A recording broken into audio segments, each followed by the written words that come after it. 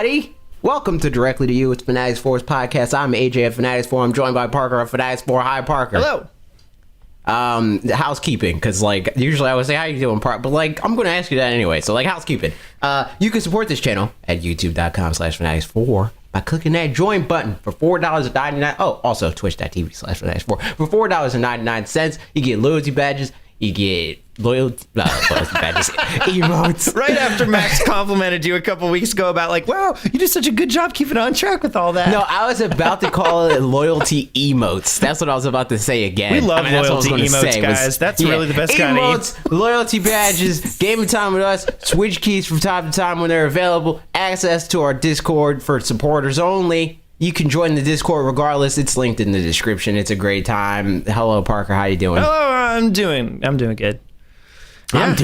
I'm doing. You better believe it. So there you go. There's that. Yeah, I'm good. All sorts of things. I don't know. You want to get talking about what games we're playing or any of that? Yeah, let's do it, man. You playing any video games? I still not as much as I would like to right now, but I did this week play Castle Crashers with Mitch. Oh shoot.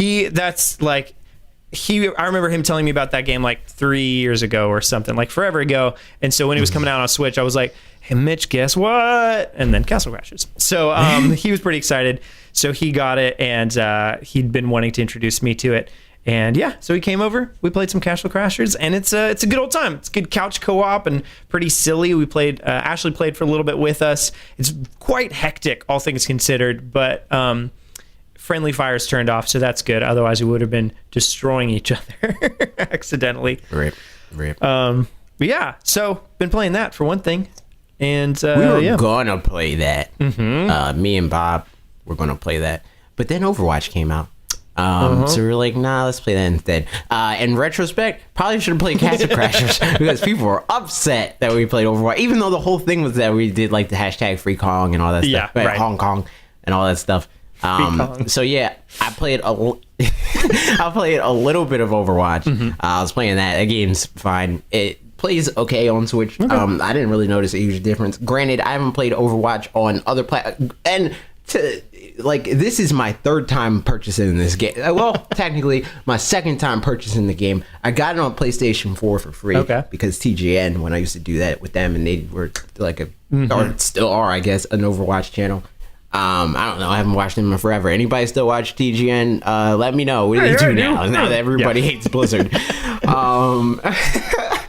But yeah, I was playing that. I'm gonna be I don't know if I'm ever going to play that game again. But I'm gonna be a Sombra main for as long as I play that game, because the whole time I was playing it, I was like, okay, which button does what? Like after every single match, I'm like, where's my what am I doing? Smash?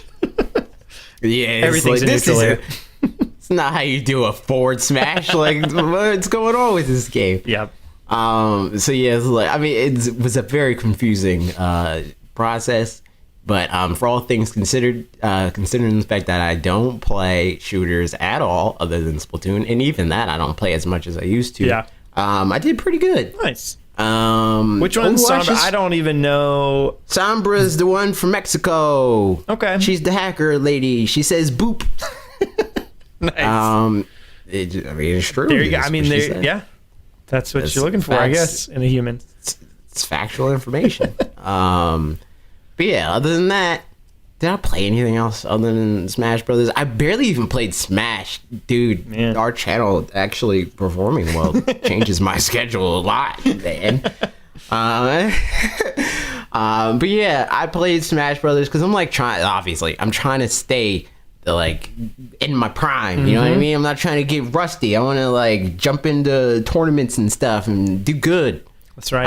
So I'm playing that and hurting people's feelings, you know? Like today, I played Smash. Today was a stupid busy day.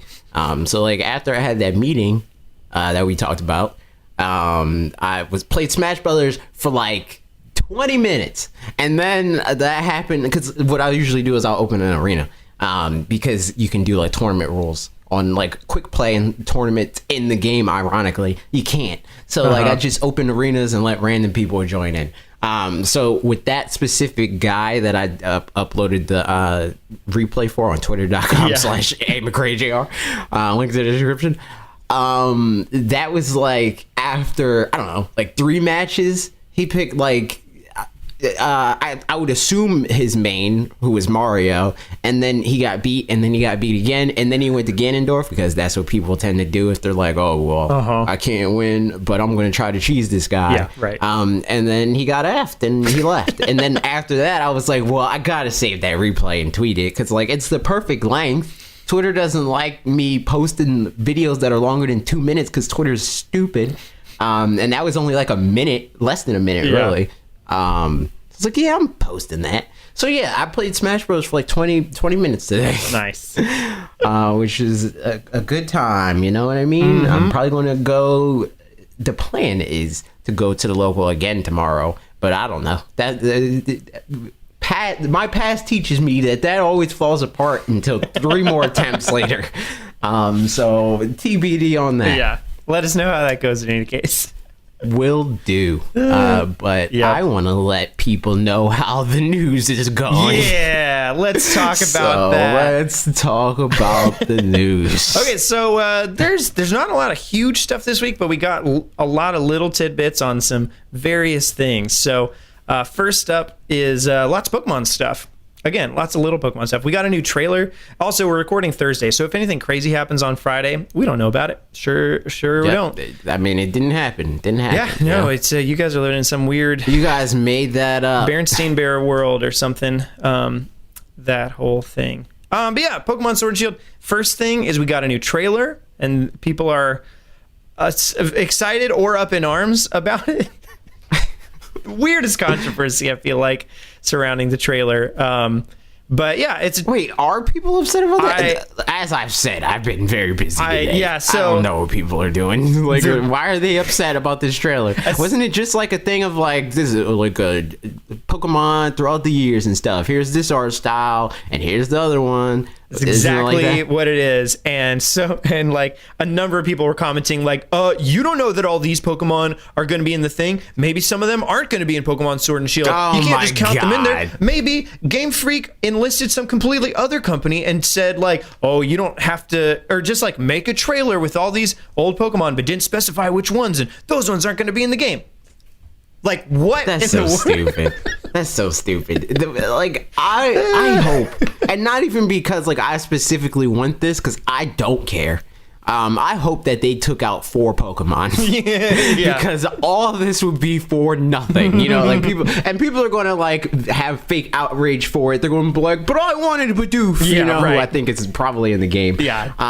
But like, it's just like all the, because the Pokemon that they take out are going to be Pokemon that most people, like, statistically, like factual information is backing this up, do not care about. Yep. But because they're taking them out, people are going to be, oh, they're like, that's messed up. I always loved this Pokemon. It's a staple in my I always wanted to eventually want to use them. Yeah, like I was planning on the next one to have him be on my team. I was going to do a solo run with just that Pokemon, and now they robbed that opportunity from me. Which, granted, I mean, like I would love for all the Pokemon to be in here, and we're going to see all the Pokemon again at some point, but like, right now, it's funny to me that we're freaking out so bad. And it's also completely fine to be disappointed. I posted about it on Twitter and some people responded.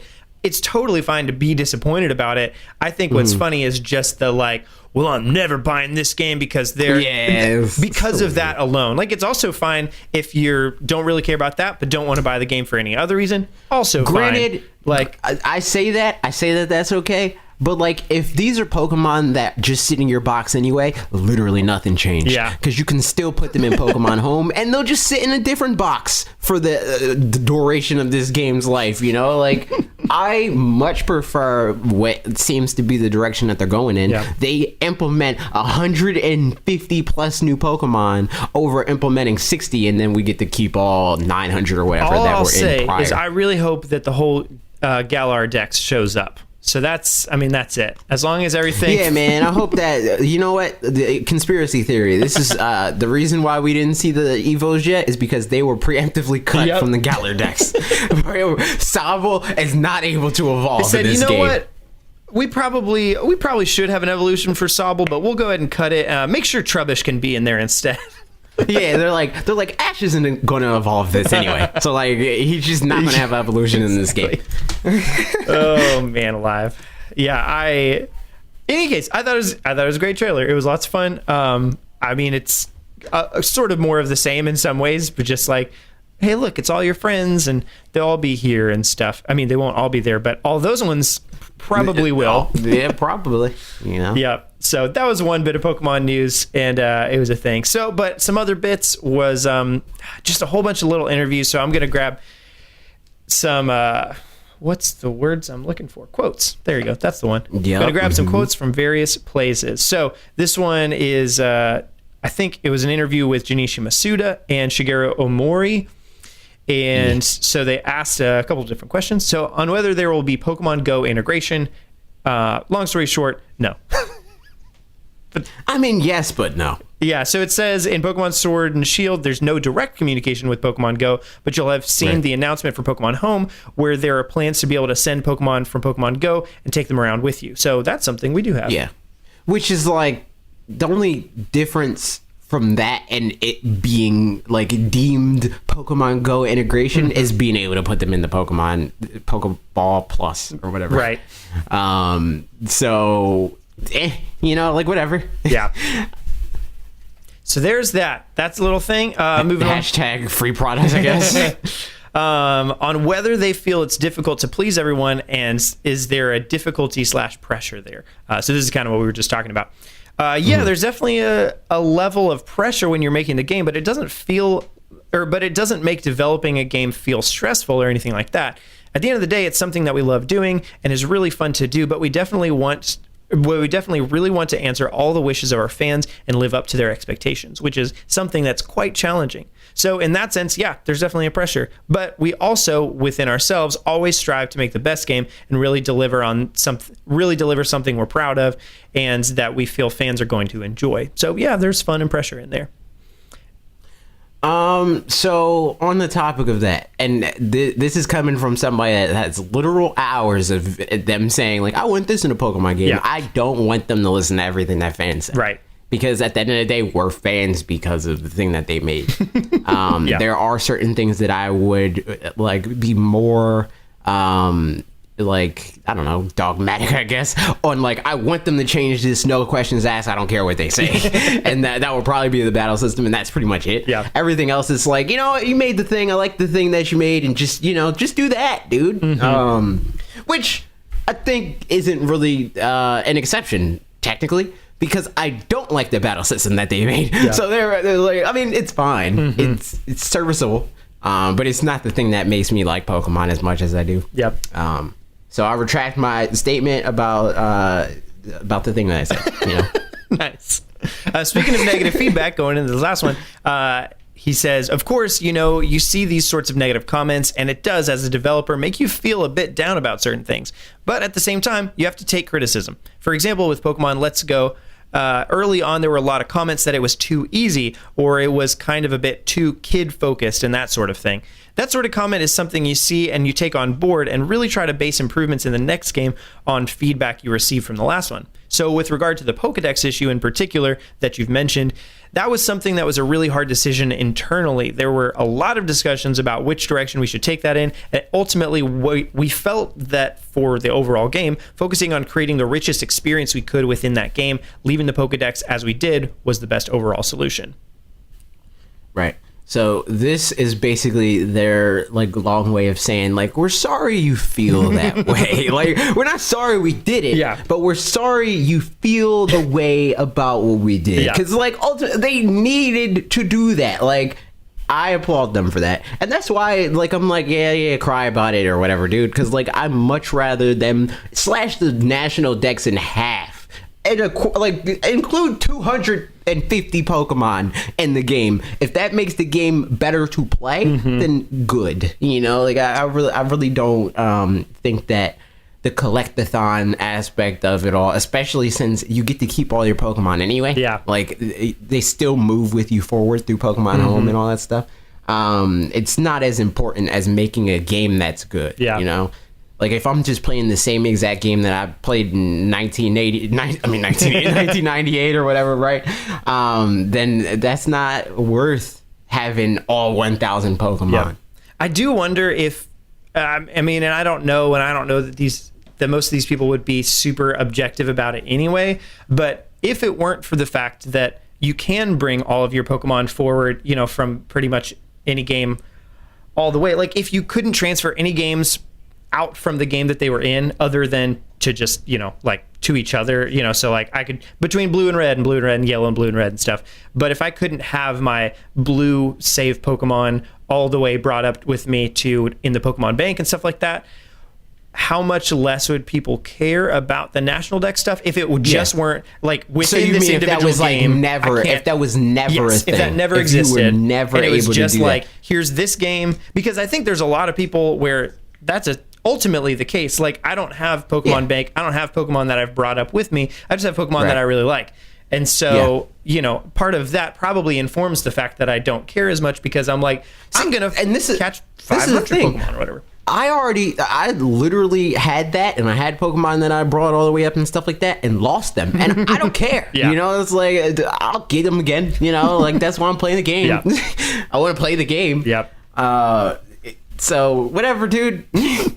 I mean, and I think the question is, to some degree, for those people, the mystery of Pokemon Home, because if Pokemon Home is the solution for this is where the specific digital ID of Pokemon that you love, you know, not just like generic Ponyta or whatever, but this specific Ponyta, but we already know that, like, for a fact. But I mean, like, I guess what that's going to mean in terms of, you know, gameplay or like what, like if you can like interact with them in some, which I mean, they kind of alluded to that. If you can like interact with them in some way within the bank.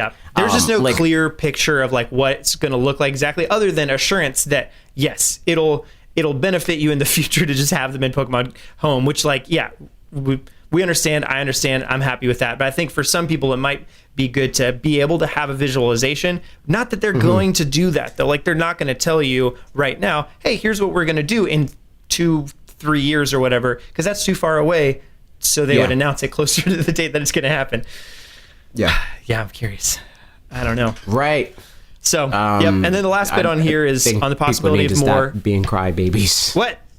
I said I think people need to stop being crybabies one way or the other, but you know. I was listening to Spotify on Shuffle today, and some song by a band that I don't really know very well came up and used the word crybaby in it, and I was like, I'm skipping this song immediately. that just doesn't feel like, there's some words that just don't feel like they should be in songs, and that definitely was one of them. That's one of them. So yeah, the last bit from this article is on the possibility of more Let's Go style games. And Junichi Mitsuda says, so at the moment, there's no particular plans, but if the fans really like it, then definitely keep those voices coming out to the Pokemon Company and Nintendo, and make sure we hear them. Laughs. We want to hear those comments. What does that even mean? Like, he didn't say no. Right. He said, and he didn't even just say there's no plans for that. He said no particular plans. So does that mean that it's something that they're thinking about and they're saying, yeah, we might do that? That's my guess, is that they didn't, like, going into it, they probably went in with the mentality of like, maybe we'll do something more with this later. Like, I think you could also take from this that, like, you know, they're not going to say what they're going to do. So like, they are planning something and they're just not going to say it because right. True, they wouldn't. But that said, because companies never do. Right. There's like, I forgot what the example was, but there was like a thing of like you know, like Liam Robinson or somebody like that. Well, I think him and also another person. It was Laura Kate Dale. Like leaked something and was like, this is going to happen, and then the company was like, nah, you're dumb, like that would never happen, and then the week after that they're like, this is happening. It's like they just don't address that they just like completely disrespected this person that actually had a legitimate leak. It's just like, and it's like the same thing with that probably wasn't the Nintendo DS thing, but I'm pretty sure that was with the Nintendo DS, they were like, are you guys going to announce something called the Nintendo DS next week? And Nintendo was like, no, there's no way, man. And then they just straight up, it was the DSi. That's what it was. And they were like, or the DS Lite or something. And they were like, the DS Lite. So, which is just funny. So all that said, like, I do think, because I think some of the conversation around Let's Go has been that it'll be the third year rotation game kind of thing, you know? And I don't know that it would be. I feel like, I don't think it has to be. I think that, like, because usually the second version or whatever, or even, you know, like the ports, they're just based off of a lot of the work that they already did. So like it's just like for the Sinnoh remakes or whatever, right? Like really all they got to do is and I say all they got to do, you know, but like build the Sinnoh region, you know, and then the character models for that. Instead of having to create an entire new region from scratch, and then the engine, and then, you know, like the art style and like all the stuff that you got to do when you create a new generation. They don't have to do that. So I would, at the very least, I would assume that cuts their like workload in half. If not more than that. Which, in speaking on that, Masuda goes on in a different article where he talked with IGN about how it'll approach future Pokemon titles and new gen titles having 3-year dev cycles and whatnot. So Masuda says, what we keep or what we change may depend somewhat on the timing of when the game will come out. For example, with Sun and Moon, you mentioned the trials versus the gyms. One of the reasons for that was it was the second generation of Pokemon on the 3DS. So we wanted to kind of provide a little bit of surprise for people. We wanted to, for this first entry on Switch at least, really do a traditional take on Pokemon and bring back the gyms. We usually have about a 3-year development cycle for the new generation titles, so when we're first setting out on creating the themes and the systems for the games, we always got to think about where are things going to be 3 years from now, and trying to envision that a little bit. We have to consider that the people who are currently fans are going to be 3 years older and ask ourselves, what kinds of things would they be looking forward to? Interesting. Right. Also funny that thinking the people who are currently fans are going to be 3 years older, but if they're thinking of the current fans as 9-year-olds, like man, they're going to be in the, I mean, to an extent. I mean, still, they like, you change. I think you change more from when you're 9 to when you're 12 than you do when you're 22 to when you're 25. 100%. Yeah. So yeah, like, that makes sense. Yeah. But I mean, it's just because, I do wonder just in general when they think about their target demographics and stuff like that, you know, they've got to know that they've got, I mean, in all their trailers, they've got now like 22-year-olds walking around playing Pokemon or whatever, you know? So they've got to know that they have a substantial adult, you know, young adult, whatever demographic. But I'm curious how they approach that. And the 3-year dev cycle thing is like, it just makes sense. Like, we kind of knew that. So they're continuing to confirm it, I guess. I mean, some people don't, because they're like, they need to spend more time on these games. And it's like, yeah, but like, almost no game benefits from spending more than 3 years on said game. It's like, if you do that, 9 times out of 10, it's because like the game hasn't been good for a long time, and they're like spending a lot of time trying to bring it up to that, you know? Like when a game like the what is that game called, Last Guardian, or like Kingdom Hearts or whatever, they're not literally toiling away on the game that we're playing currently for 8 to 12 years or whatever, right? Like, they're making a game, realizing it's not as good as they want it to be, starting over, making that game, saying, oh man, this isn't turning out great either, starting over again, you know? Like, I mean, they're doing the Metroid Prime 4 thing, just not letting us in not publicly. Yeah, exactly. And like Breath of the Wild even is one that had a 5-year cycle or so, I think. But some of that was definitely the fact that as they went, they knew that the Switch was coming out, and so I think they took off. They just, I mean, I don't know this for sure. It's also clear that they completely changed the direction of that game, because like the proof of concept trailer that we got is entirely different. It's not even like the difference between like the GameCube Zelda game that was like and the Wind Waker. Ocarina of Time 2 sort of situation, into Wind Waker. Like, it's even more drastic than that, where that Which game, trailer are you thinking about? Because I'm trying to... The 2011 Zelda, like when he was fighting the spider. Oh, yeah. Oh, totally. Yes. Like, that game is 100%. completely different Yes. from what we ended up getting. So I think it's pretty safe to say that, like, before we were going to get like a spiritual successor to like a Twilight Princess or something like that, right? And then we ended up, or even like an Ocarina of Time or Majora's Mask, and then we got Breath of the Wild, which is like an entirely different game. Yep. I think, I mean, big point of what I was saying there was just to, like, I think by the time Breath of the Wild was pretty much done, they were like, well, the Switch is around the corner, we might as well just like keep on touching some stuff up, you know, like, I mean, it's kind of like if you and I finish a video ahead of time and it's just sitting there, we're like, well, actually, no, I don't really have the opportunity to do that, but theoretically I could go back in and be like, I'm just going to tweak some more things because I know that I've got like the time, you know. Nothing's really done until it has to be. Right, yeah, exactly. So you could just kind of keep messing around with stuff. I mean, that's how I feel with like songs or something like that. Like if I'm recording something, I'll just go back in and like, you know, fix some things up. I don't know. It's fun and crazy. And then there's one more interview bit that we've got here, but there's so many interview bits. I'm not going to read all of it. So long story short, Pokemon, you know, it talks about the wild area and I'll just read a little bit. What was the idea behind having regular interactions with the league champion Leon from the earliest stages in the game? Omori says, one of the biggest reasons for having you interact with the champion and being shown in the prowess of the champion so early, or being shown the prowess of the champion so early, is that Sword and Shield is a continuation of traditional RPGs like X and Y, Sun and Moon. So really conveying that aspect of you're going to go on your journey, doing the gym battles, and there's this really powerful champion you want to aspire to defeat. That was one of the aspects we wanted to convey. So we put the champion in the story much more.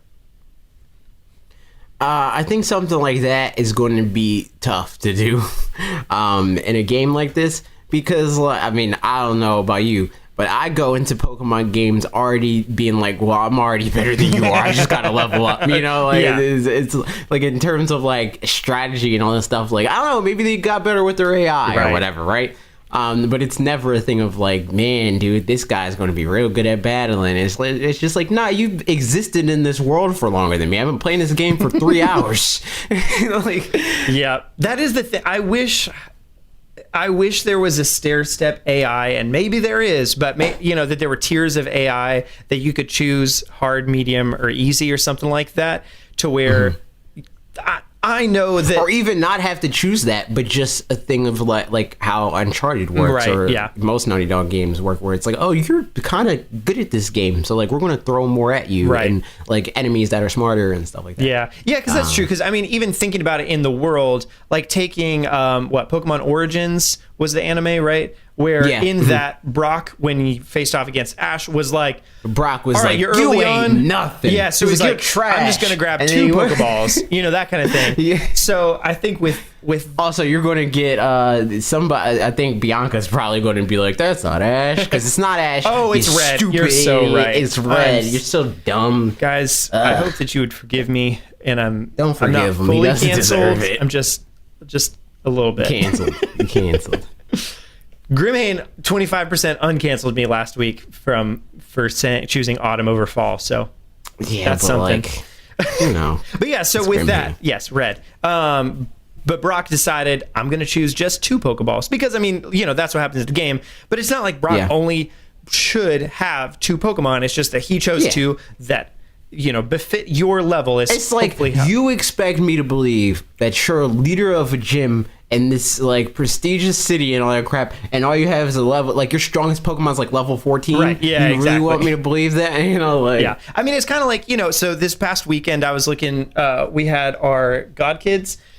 We were taking care of them, and I played some video games with Asher, and he just loves Mario right now, by the way, like to an hilarious, like specifically just Mario the just character. him as a character. He's just like cute, and but also like sometimes you're like, all right, go do something else instead of talking to me about Mario anymore. Like his parents will be hanging out, and they're like, yeah, Yeah, he really likes Mario. What is that like? What form does that take? It's hilarious. Like, I could talk about like how cool Charizard is and like Pokemon Trainer. Like, yo, Pokemon Trainer is dope. Yep. But like Mario's like man in his mustache, and then when he jumped on that thing, It's like, it's really funny because honestly, like it's super cute. All he knows to talk about is the things that he talks about, and he knows he wants to talk about it more, but doesn't always have more material. So sometimes he's like, Okay. "What are all the Mario characters you know?" And then like you'll be like, yeah, so Mario, Luigi, Bowser, and he's like, "What about Iggy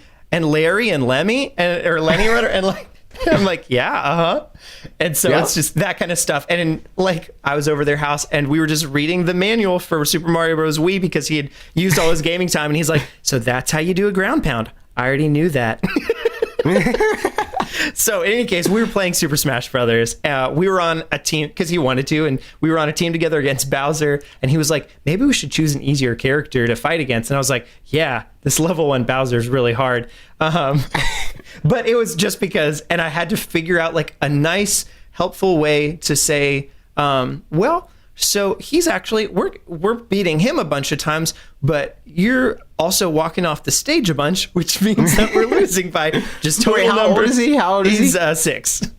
Yo, that's prime MK Leo making years. Give me a month, and he'll be a legend. So it was by great. the time he's 7. We ended up. I've decided to go to because I was just on like a battlefield type stage or something, and then I switched it over and we were just on a Wii Fit Trainer stage, and then that was perfect because then he didn't have to worry about falling off. He could just focus on fighting and stuff. But all that to say, to come back around to the point of like, if I'm playing against Asher, who's a 6-year-old and doesn't know how to play Super Smash Brothers, I'm gonna find a way to handicap myself. Otherwise, it's just dumb and annoying. You know, like either I'll play worse on purpose, or I mean, in this case, I played with like, him. pick But if he random. played, you know, against You like play Squirtle only. yeah, right. Do something like that. So I think all that said, if it's obvious that that's what the gym leaders are doing, is it's like as you because some gens you can like go back and fight them again later or whatever. Right. And right.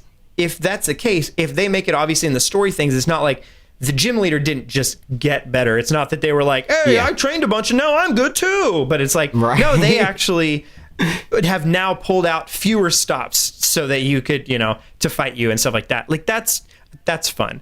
So I think that kind of story context for the champion as well. This was such a long way to come back to this point.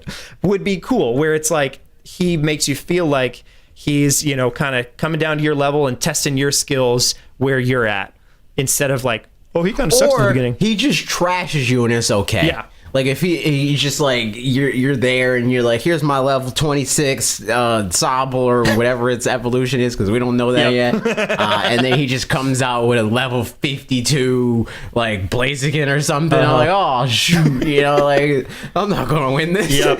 And then later he's even stronger. Now he has a level 75 Blaziken. You know, it's like eventually you get to the point where it's like, oh yeah, I'm as strong as you Yep. were. And it's okay to lose to somebody that is that much stronger. Agreed. Than Yeah, I think I mean, the Pokemon games are right now designed so that kids can feel powerful and empowered and stuff like that, but it doesn't have a lot of kind of the context for adults to now go back and play it. I don't even think it does a good job at teaching kids that, because like Mega Man X, right? Mm-hmm. Like that was a game that just straight up was like, nah, you're not beating this guy. You're supposed to lose here. And there's other games that have bosses like that where it's like, you're supposed to lose. And there could be moments like that in Pokemon. I mean, to some extent, like Pokemon Yellow and Blue and Red, it's okay if you lose to your rival. Right. And that determines your path forward, where it's like, well, I'm going to have a Jolteon because, like, whatever, you know, like that sort of situation. They could do that. Yep. And just have certain battles that, like, you're meant to lose. Yeah, I would like that a lot, just for I mean, I really like that in so like Golden Sun. Again, I talk about that a bunch. The first fight you have with Saturos and Minardi, which that's a game that I read those names so much, but I don't know if I know how to pronounce them all right. I've just got my own pronunciations in my head. You know what I mean? But in any case, with the first fight you have with them, they straight up demolish you. You're like, I'm going to take you on. And you like try to fight them, and they just like one hit KO you pretty much. And that's like, I think it's a good, you know, start to be like, oh, wow, I've got a long way to go. Right. So. It actually makes the game feel challenging, Yes. even if there's no possible way for a game like this to actually be challenging, right? Because it's all numbers. Yep. It feels that way. Yep. So there's that stuff. Yeah. Next part. Yeah, but speaking about things being challenging, coming back from the Wii U, that was a real challenge. But Reggie, Drew, you know what? He stepped up and he did it.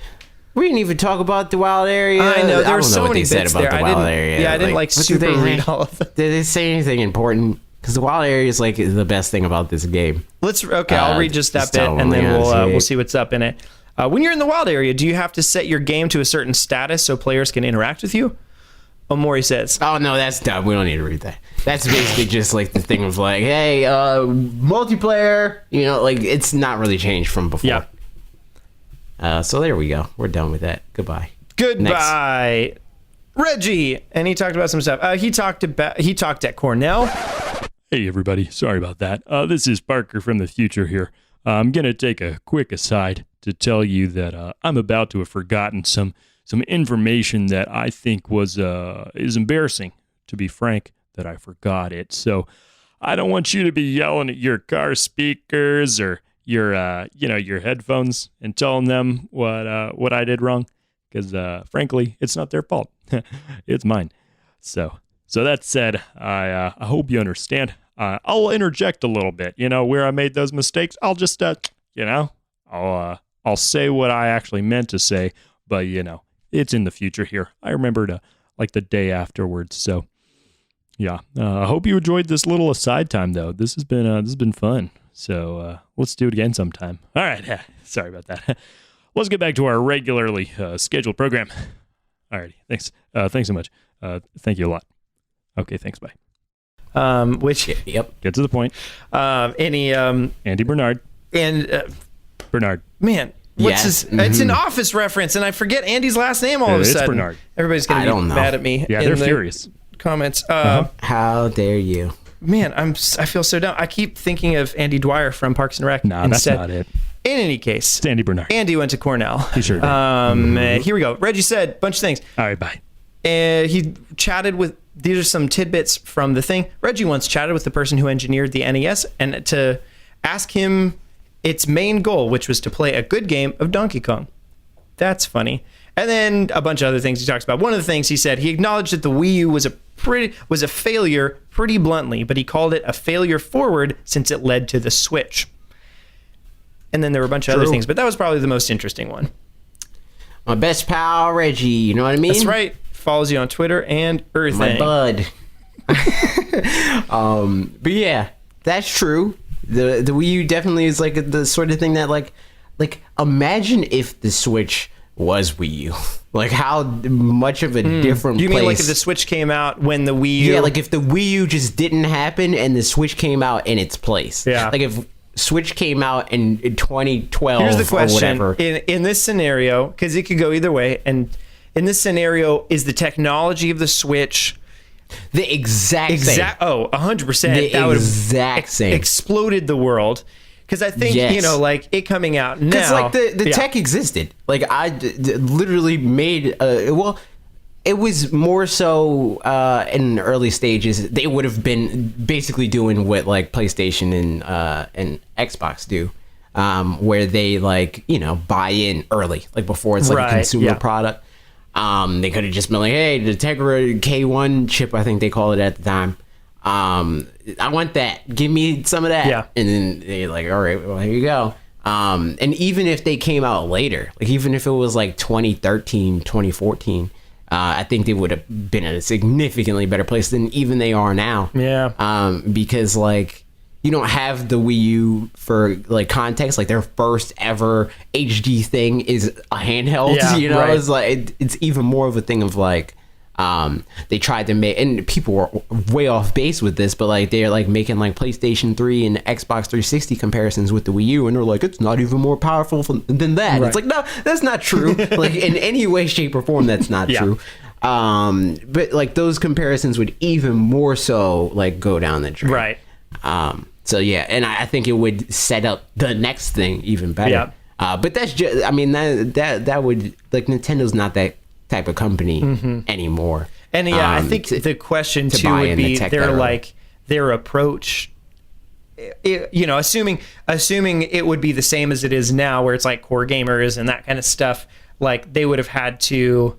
I mean, that would be great. Like if that were the case, because that was another part of the Wii U's thing. I think was just that the marketing and all that kind of stuff. It was very tailored confused. Yeah, exactly. It was like we've got some grown-up games, but like nobody really wanted. They didn't market the console really to actual adults, like to be a cool piece of machinery, but then they had grown-up games on it, and then like all that kind of stuff. So it was just like I talked about how like I got my Wii U at launch, and I had like 6 games, and most of them were M. Yeah. It's like that's never been a thing on a Nintendo platform for me before. Yeah, that's but yeah, so. I'm glad the Wii U brought us where we are now. Very curious again, like what happens after the Switch, but that's a fairly long way away. The swap, we already said it. We already predicted it, just like I predicted the Switch. That's right. I'm predicting the swap. So like, this time write an article about me, because Bob wasn't the only one that I even predicted the chipset. I predicted everything about the Switch. This man, Bob, just said, maybe it'll do like a thing when they dock it and it'll play 3DS games and other stupid stuff that he said. I do remember watching their reaction video or whatever after the fact. And they were, which again, it was after the fact, so Switch already come out and stuff. And they were like, oh, it's definitely going to play 3DS games. Of course, like it wouldn't be worth it if it didn't play its 3DS games. And I'm like, nah, man, it does not play 3DS games. I mean, but like, it'd be cool if it did. What if it did? That'd be cool. Yep. Which would be. Then you wouldn't have to play 3DS. Then you wouldn't spit in Nintendo's face when they hashtag product provide. See, maybe that's why. Maybe it's your fault. Because you didn't play Ultra Sun. So, like, you know what? We're not going to send you. Of course it's my fault. We're not going to send you Fire Emblem. Yeah. Several others. I mean, all things considered, not really that many more. Yeah, I guess so. They didn't send Mario Maker, I don't think, did they? Right. Mario Maker and Fire Emblem were the two that is like, that was kind of shocking. Yeah. But the rest of them, it's like, they didn't really send it to that many people either. So. Yep. Luigi's Mansion is soon. Curious about how that one turns out. We'll see, dude. We'll see. We'll see if we're back in their good graces.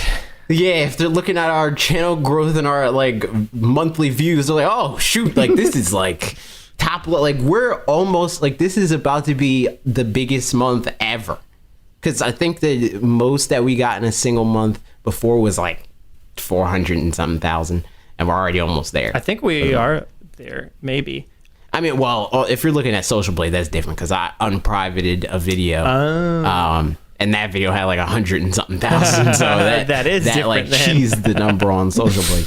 But I mean, like if that's what they're looking at, then they're like, oh man, like that's funny. Yeah, who knows, man? Who knows? Who knows? We'll see. But you know what? We do know about some more things about Persona 5 Scramble. Persona 5. Persona 5 Scramble. Got a little more things. This is just more of a news bit, not so much talking points because I don't know as much about it.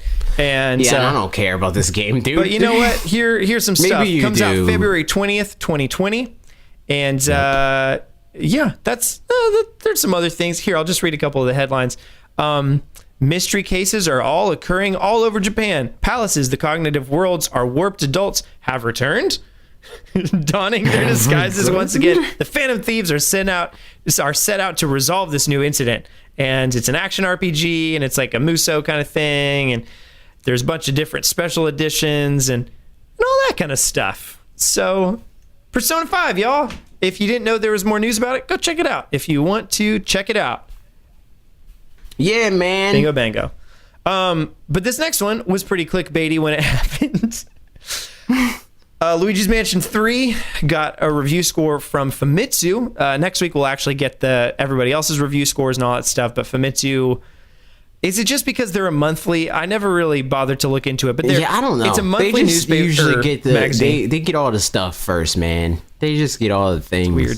It's not fair. Yep. Not fair, dude. But yeah, they the clickbait, in case you didn't see it, was some site put out Luigi's Mansion 3 gets lowest ever score in series something. Oh, wow. And it was like it got a 33 out of 40, which is I don't really love the way Famitsu does it, but that's okay. Yeah, it's like that. Even that is misleading because it's like it's 3 8s and a 9. Culmination of it's a culmination of 4 different people's scores, and they're like 9, 8, 8, 8. Which is like, and if that was like a Metacritic thing, that would be phenomenal, you know. But because of how it's averaged out and stuff, or not even averaged out, they just add all of them together. It's the same percentage as it would be on Metacritic. Like that on Metacritic, that would be an 82.5, all things considered. Which, like, if you hear 82.5, you're like, okay, cool. But the number's not the same because they don't do the 33 sounds awful. 33 out of 40. It sounds way worse than it would if they averaged it out to be out of 100%. Yeah, I mean, whatever. So, but all things considered, it's the lowest score for Luigi's Mansion game, quote unquote, which the other ones were 34 and 35. So, like, which just means that 2 of the people that they got a 9988 and 9998, I guess. I don't know. But in any case, we got a review score. Still, that's pretty good. 9888. Not that I think with review scores for me, I've said this before on here, I care more about listening to reviews from people that I trust rather than arbitrary numbers from just sources that I don't know what kinds of things they like, because for all I know, these people could love it, and they also like games that I hate, and then it turns out I would hate it, or vice versa, where they hate it and I love it or something like that. Also, numbers are dumb. Assigning numbers to an art form is the stupidest thing that you could possibly do. I think that opinion is like a 7 out of 15. You know what? Well, fired. The art form of opinion. But also on that thing, Mario and Sonic at the Tokyo 2020 Olympic Games got 2 9s and 2 8s. So that's pretty good. That means that it's better than Luigi's Mansion. It sure does. Mansion. So cancel Luigi's Mansion 3, just Mario and Sonic at the Tokyo 2020 just get Olympic Mario Games. and Sonic, Which, that said, it actually looks like a pretty fun party game. So that could be a good, like, Christmas type thing, get family around, play some of that. We'll see. Sure, why not, But yep, that's that. And then one last news bit that's going to lead into the next section of our podcast is that Gods and Monsters got delayed to next fiscal year, along with several other Ubisoft games. Hold on. This just in. This just in, y'all. Falcon just DM'd me a tweet and it says, people ignoring that you can access your PC from the wild, which means at any point you can drop the Pokemon you don't want to get experience. It's like, okay, so the context on this is the experience share thing is turned on by default. You can't turn it off. Right. And people are upset about that. And Parker, and Falcon wants to know. Falcon wants to know what specifically my thoughts, but like you can give your thoughts too, I guess. Do you care about the experience thing? Oh, no, because I do not. Yeah, I really don't. I care for MDB's sake. Yeah, right. But like as far as my own experience, I mean, I usually turn it off. But like it being turned on doesn't bother me, like because like as I've said several times, gaining experience isn't hard. Right. It's just time consuming, and like you're saving me time, so like that's cool. Also, what I'm curious how they ration it out, in the sense that like if I were to have one Pokemon in my party and it were to get 100 experience from a battle, if now I have 6, oh man, this math's gonna. If it were to get 60 experience from a battle and now I have 6, do they all get 60? Does the fighting one get 60 and everybody else gets 30? I think it's all even. It's all even. Okay, sure. But is it all even at the total number or at like 1/6 of the number? You know what I mean? Because like that was. I don't know. It's not. Well, I think it's not. Yeah. That's true. Like I don't know. I think it's just across the board. Whatever experience you're going to get is the experience you're going to get. I don't think it's like diminishing returns. As long as because in Gen 1 it was like really poorly optimized for experience sharing, because you had experience all, but it actually, if I remember right, it's divided your total amount across everybody, which meant it was super slow. Or it wasn't quite like that. I think it was like... It was slow for like everybody else, because like the main Pokemon got more experience than everybody else did. Yeah, but which was less than it would have gotten by itself or something like that. Which is ends up just taking super long. It's like they cut it in half and then divvied up that half. Yes, exactly. To everybody else. I think that is what it was. Something along those lines. So if they do that, then that is kind of annoying, but I doubt it. Because I would imagine that they just, knowing that they were going into it with the experience share stuff, they were just going to weight it based I on think that. the goal of this is to mitigate grinding, Yeah. but for the people that like grinding, because of the thing that whoever tweeted this, whose tweet, so I can credit them. RJ underscore smash 1738. Thanks, RJ underscore smash 138. 1738. 1738. Yep. Got it. Retrospect. There's this tweet. If you want to follow him, go do it. But yeah, What did he tweet out? he said, I read part of the tweet, but I don't want to read the whole tweet again.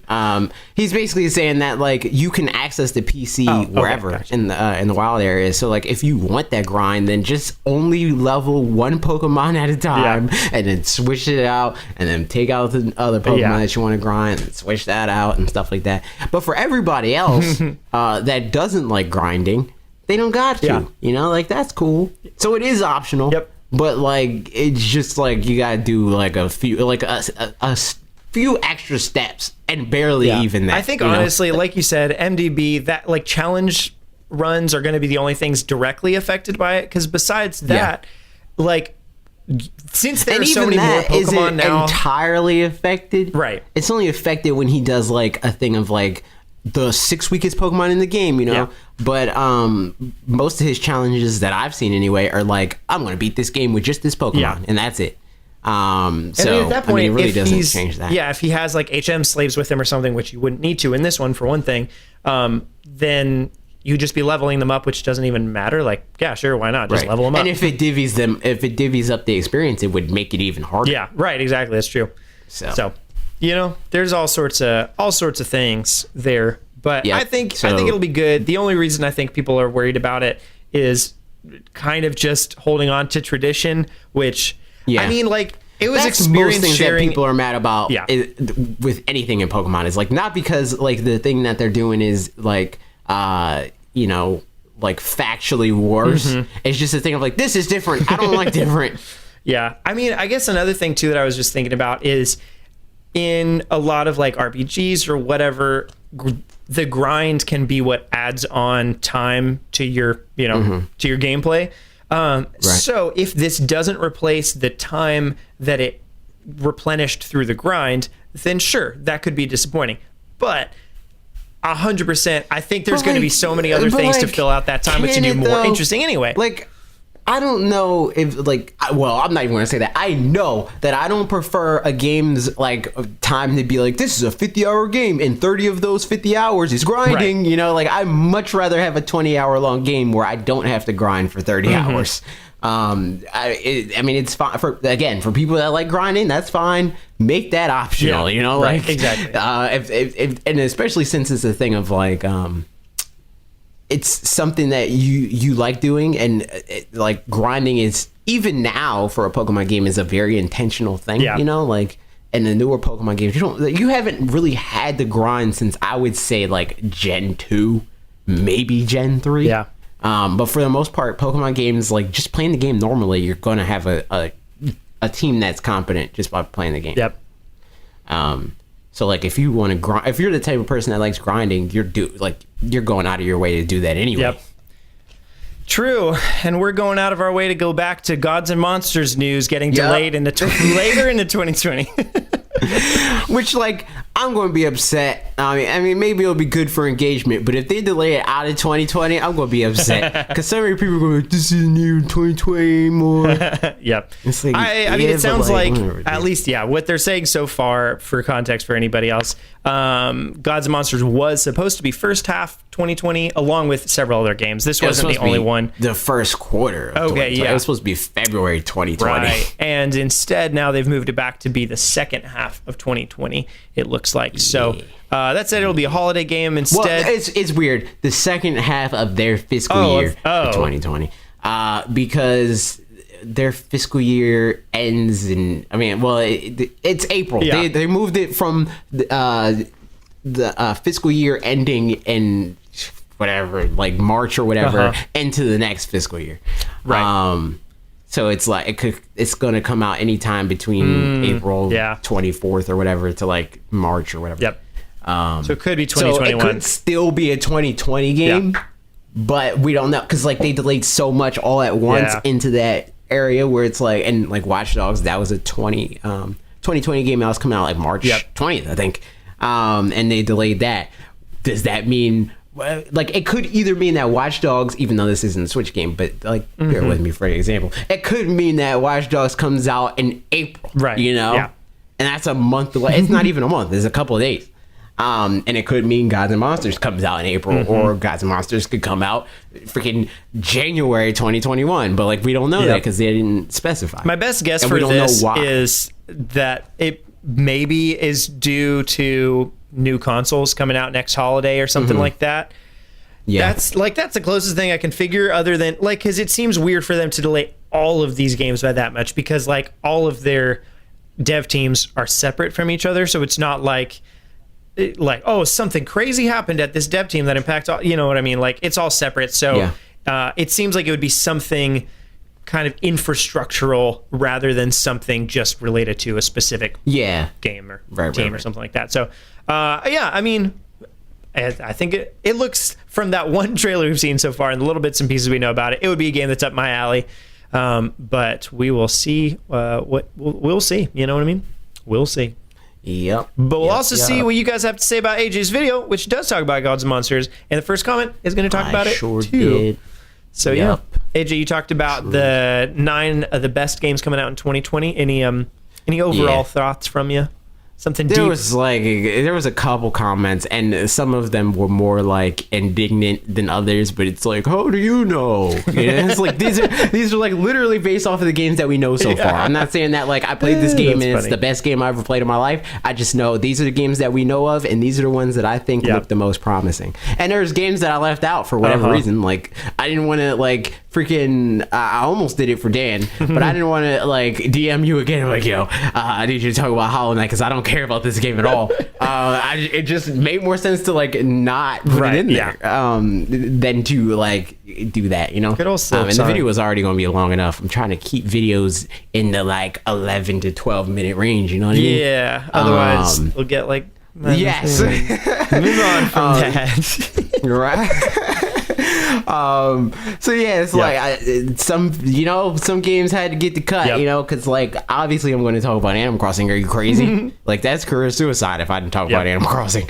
It is funny though, because like you and I were talking, we were messaging about this kind of thing before. But it's funny comparing this season of 2019 with this season of 2017, where at this time in 2017, like we really didn't know anything about 2018. That's when the biggest video that's been on our channel blew up. And it was all because, I mean, I remember being in that time. It was like, what in the world is next year going to look like? That's crazy. Whereas now I think we have more of a just overall idea where like there's people on tons of different spectrums of the page where either be like which year is their favorite and why. Yeah, or like this next year, like cool, yeah, it'll just be another year. Like just being okay to, you know, assume we'll get some games, it'll be fine. Whereas at the time, you know, back in 2017 was very much pushed by Nintendo themselves, and 2018 was like, is it going to keep up? More like third parties. What's going to happen? Whereas now, we know. And the thing that's funny is like a lot of that video specifically, the 2018 video, a lot of the stuff that I said happened. So it's like it all happened. It just wasn't necessarily stuff that people liked as much. Right. Because like a lot of people that like Switch or a Nintendo platform specifically likes it for Nintendo. So they are saying like, oh, because first party wasn't there as much, it wasn't as good. Yep. But I don't really care about that. I was looking at, and I'm the same way. I don't play that many third-party games either. But like on a quantifiable level, we got more games and more games that matter more, you know. And like Switch performed better, and you know, so like that's my reasoning behind that. And in 2019 was a similar thing. But in addition to that, we also got the 2017 aspect of it, where we got a lot of big first-party games. So like that's my thinking on stuff like that. Even though like that's like multiple videos back, different videos. But specifically for this video, I just knew like, okay, these are the games that are coming out, and I looked at another list to be like, okay, did I forget any when I talked about them before that I think are cool? And I missed a couple. You missed a couple. Way to go. Brandon P says Gods and Monsters. Gods and Monsters does look promising. You forgot the number one game to make your To make your list and complete 10 games, Hollow Knight Silksong. It's going to be a masterpiece and sell quite well. I didn't want to do 10. I like doing weird numbers. Agreed. Because people are more likely to click on 6 games that are cool than 5 games. Because, like, you know, it's just like a thing of, like, your brain is like, that's too normal. I don't want to look at that one. True. You know? Yeah, but Brandon, you know what? You're totally right. I like your style. I want to know when Hollow Knight Silksong is going to come out. AJ, just tell me when that's going to come out. I don't know, because I never played the first one. So, like, I don't know. You know? It's so good. Yeah. Yeah, but, like, Smash Brothers exists. You know what I mean? What? I see, yeah, but, like, Smash Brothers exists. That is true.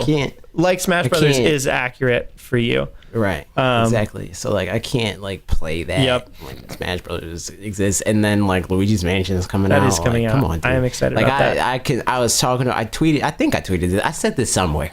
You know, all the internet stuff bleeds together. Yeah. But I was talking about how I kind of want to play Outer Worlds, that one, because people are like, it's pretty good. And I have Game Pass, and I have an Xbox, and I could just, like, you know, plug in my Xbox and play that. But then I was like, but Luigi's Mansion's coming out. And also Smash Brothers is a ever living presence in my life.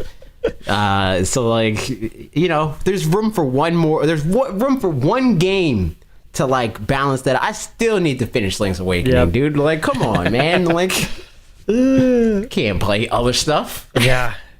I've still got Divinity Original Sin 2 on the back of my mind, because, like, but I know that that's going to be such a long game. So, like, because when I got into it for the bit that I was playing it, I was like, some games I'm fine with not being completionisty on, but then some other games, like, I just can't help it. And that was one of those. And that is not a good game for that, because it's going to take me a billion years.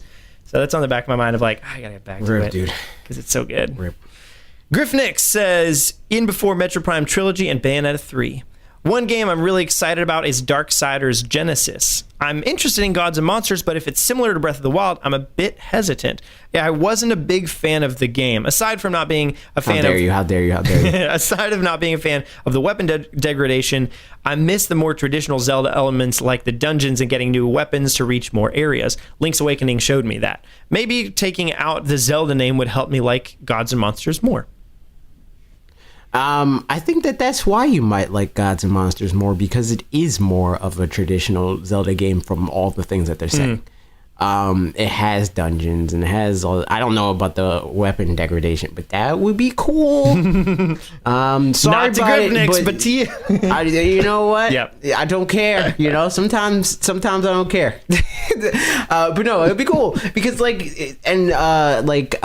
Bob talked about it a little bit because they did a video about like the best Switch games, of which they're wrong. I didn't see the finished list, but they're wrong. But yeah, no, like, in part, Zelda is a survival game. Yeah. So to have this whole Zelda Breath of the Wild specifically is a survival game. So to have like this one weapon that is just really good and you never lose it breaks that. Yeah. And I think that they should maintain that, at least with, I mean, hell, if they do it with every Zelda game, I'd be down. But at least for Breath of the Wild and like the type of game that it is, I think it makes complete sense for them to like do that, because it's a survival game and it's a thing that keeps you on edge. It's the reason why like the controls in like Resident Evil are crappy, because like if you could control that character well, it wouldn't be scary, because it's just like, oh, zombie, okay, I'll kill it, you know. Like, but it being a thing of like it being cumbersome to kill this thing is like, that makes it scary. I mean, honestly, it's in a different way, but similar to I didn't talk about this in the, I'll talk about it later, don't worry. But in a similar way to like D&D, where it feels like I can kind of try to do anything I want. Like I can just be like, I'm going to pick up. So I had a campaign recently where I have, some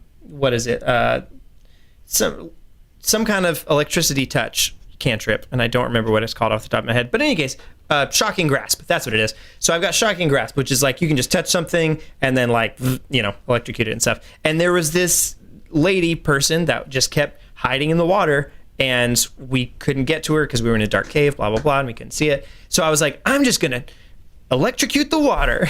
And my DM was like, that's dope. I love that you tried to do that. Even if you'd rolled the best roll possible, wouldn't have done anything to her. But still, I love that you did that and stuff. But like that kind of having to experiment with things, like that was what was so fun about Breath of the Wild too, was like pick up a stick, just hit somebody with the stick, you know? And so if you found the one thing to hit somebody with, you wouldn't have all of those moments to keep doing that with, which again, I understand people not liking that, but I think to some degree, because I didn't like it very briefly, and then pretty quickly I was like, no, actually this is pretty fun. The whole time, and I guess that's a big reason why the weapon situation didn't bother me, is because like I approached the game like that the entire time. Right, exactly. Whereas like for whatever reason this enemy is impossible, but like what if I drop that boulder that's on top of that hill over there on his head? Like what if I did that? You know, like that sort of thing. I did that with everything. It wasn't just a thing. I was like, oh, I'm just going to go over there and press X or whatever the button is to slash in this game. Which, that's another thing that's funny. Like, thinking back, because I played Breath of the Wild before it came out in that preview event or whatever. Oh, right, yeah. And like half of my demo playing that was me throwing the sword. I was like, oh shoot, that's not the button to do that. Like throwing the weapon across the stage, across the level. It was being the first game that I played on Switch too, which I mean obviously, but there were so many things that I was just learning about. There were tons of times at the beginning of the game that I'd freak out because like suddenly a Hinox is just chasing me or whatever. And I'd accidentally, instead of running, I would start crouching because I wasn't used to buttons, I guess, that, you know, joysticks that pressed in. So I could be like, oh, I'm going to run away. And just like, just start like crawling away and then straight up died. So that kind of thing, like, yeah, it was, there was a lot of those kinds of moments, like, again, throwing swords or like switching to the wrong equipment or whatever. It was, there's a lot of that. And a lot of that, I think, I don't know if that was intentional, but yeah, I think that also adds to it. Where it's like not being fully in control makes you feel less in control, which you would be in a survival environment. Well, most people would be. So like, we got some Walking Dead Daryls up in here, I'm sure, but you know, for the most part. Right. But Griffin X, in before Metroid Prime Trilogy and Bayonetta 3, what do you think chances are of either of those games next year? I think both of them are pretty high. Okay. Depending on like how far along they are with Metroid Prime 4. That's exactly and my again, thought like what with their Metroid Prime. thinking is with that, right? Because again, like we talked about this before, where it's like Metroid Prime Trilogy could be one of two things. It could be a thing of like just trying to drum up hype with the name recognition and stuff like that. It's like, this game's coming out soon. Here's Metroid Prime Trilogy. Get ready for it. Even though we know like most people are not going to be able to play all three of these games in between now and when that comes out in 3 months or whatever. Or it could be a thing of like this. Here's Metroid Prime Trilogy. Metroid Prime 4 is coming out next year. Take this year to get through the trilogy, so you're caught up and you can just. That's buy what I hope. next thing. But that is the question. Like, I feel like they feel like they need to be at a place where they can announce the next thing about Metroid Prime 4, and that's when they'll announce Metroid Prime Trilogy. So that all kind of hinges on, in my eyes, how comfortable they feel announcing anything Metroid Prime 4, you know, which maybe they feel comfortable announcing stuff still pretty far ahead of time. But yeah, I don't know how far ahead of time. Not as far ahead of time as they did before. And then Bayonetta 3, I think I mentioned this in one of those two videos, that I think Bayonetta 3 is really a thing that like they just aren't talking about because they want to give Astral Chain room to breathe. I 100% agree. I think it's so like, I'm pretty sure that's next year. Yeah, probably. I wouldn't be surprised if that game is just straight up done. Yeah.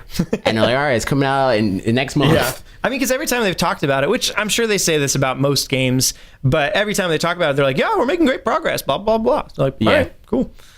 But yeah, that stuff. Moving right along, GPimpio1 says, Gods and Monsters looks awesome and is the reason I think Ubisoft had a better E3 than Bethesda, despite my hype for Doom Eternal. Watch Dogs Grandma was the tiebreaker. Speaking of Doom Eternal, it looks amazing. If you enjoy the gameplay, philosophies, and level of quality from Nintendo, meaning gameplay is the #1 priority and music is good, you owe it to yourself to check out Doom. As AJ mentioned earlier, or as AJ mentioned, Doom Eternal looks to improve upon the Doom. If Doom is Smash 64, then Doom Eternal is Melee. Interesting. That's a good comparison. That's actually a very good comparison. I could see that. Because like Melee invented Smash essentially, right? Like Smash 64 is like a very basic foundation, and then there's a lot of stuff that like Melee like fleshed out, because like before you couldn't charge like Smash attacks in the same way, and there weren't like like Smash like specials. Yeah. They didn't have like the side special and like that. It's the thing. So it's like, yeah, that's a very good comparison. There you go.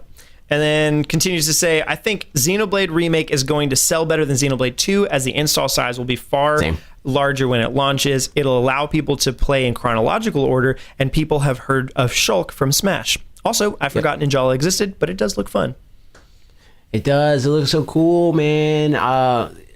This was in the DM thread that we're and collectively. But Max was like, I'm excited to see how you talk about that. And it was like, it's not a game that like I'm like, yeah, this is definitely going to be the best game. But it just looks promising. It looks like a game that's going to do what it's set out to do. It's not trying to be game of the year, but like it's trying to at least be like on the level of like Splatoon, which I think it's looking pretty good in that regard. Because Splatoon was a game that when they announced that, people were like, oh, I don't know about this game. I'm like, nah, this game's going to be dope. When was the last time we saw Ninjala, by the way? Last E3, I think. Cool. I think they showed it a little bit either before E3 or during E3, because that's how we found out that it got delayed. Gotcha. But people played it. It was playable at E3 2018. Well, there you go. And they're like, "Hey, this game's cool. Cool games." Yeah. And then people that weren't playing it again, like had the Splatoon reaction, where it's like, "I don't know, man. Like, you don't know if it's gonna be good." And I'm just sitting there like, "No, you guys are all dumb. It's gonna be the best game, best game of all time." Speaking of Max, he says, "Did you beard more beard than you usually beard this week?" Also, who's to say, are you nervous about Parker's face rug? You need your little cartoon dude redoing. Another good video. The only omission I can think of. Okay, wait. So, like, I want to address this stuff. No, hair grows, dude. And people are lazy like me.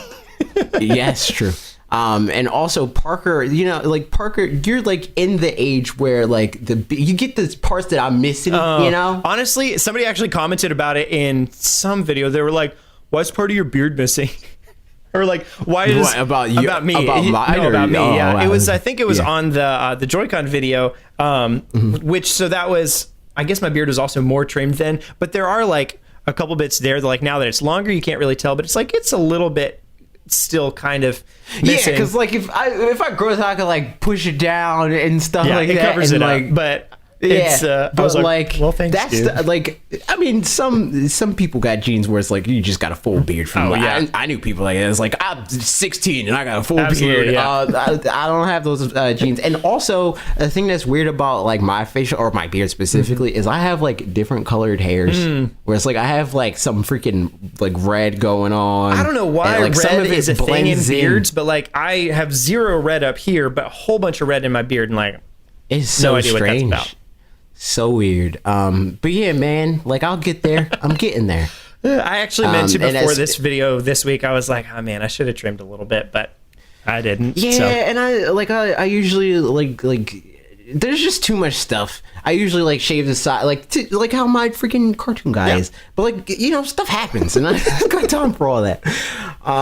So like eventually, I'm not going to change it. I like how the cartoon avatar dude looks. We're good on that. Yeah. Once I get like the full situation with the beard, maybe I'll change it. There you go. But like this is temporary. Usually I shave it and cut it, all that stuff. Indeed. But yeah, he goes on to say, another good video. The only omissions I can think of are some of the indie stuff like Hollow Knight, Silk Dong. I'm probably typo, but hilarious typo at that. Eastward and Crosscode. Oh, Crosscode. Yo, I forgot about Crosscode. I thought about that just the other day. I was like, whatever happened to Crosscode? I mean, nothing happened to it. We just haven't heard the latest because just forgot it existed. Also, Darksiders Genesis was announced as a 2020 game today, but you weren't to know. Godspeed with the channel growth, my friends. Thanks, friend. No, I wouldn't have included any of those games because like they look cool and everything, but like I'm not like chomping at the bit to play them. So like, I don't know. Hollow Knight, Silk Dong. Just saying. Yeah, that's true. That's true. But again, I would have had to get you in another video. That's right. Yeah. A whole nother one. What a mistake for you to have to make. But yeah, cool stuff. Any big thoughts on your video? Any closing words? No, man. See you next year with the 2021 games. How many am I going to do? 7 2021 games. I love it. 7 of the best 2021 games. 167 2020 games. There's no way that I'm doing that. I only say that because that's the number of games that, as of the time I made the video, is coming out in October, which is what... oh, shoot. You said that in the video. You said it. For real, though, that is so many games. Like... It is. Again, talking about Asher this weekend, again, because he loves talking about Mario and stuff, and he was like, how many games are there on the Nintendo Switch? And I was like, how many do you think there are? And he was like... Did he say that? Did he say on the Nintendo Switch? He did. Or, I mean... He might have just said on the Switch, but I think typically he's at the age where he'd probably say like on the Nintendo, like the whole thing. Yeah, kids, kids. Because like I almost never do that. I think the bulk of the time when I call it the Nintendo Switch, it's in a script. Yes, exactly. Me as well. But like, and it's funny because like I was listening to some Nintendo podcast. It was probably NBC. And Peter Schneider was talking about how like they. Like, you gotta say, like, the Nintendo Switch system if you're on the Nintendo Power podcast or something. Listening to the Nintendo Power podcast. Sorry, go on.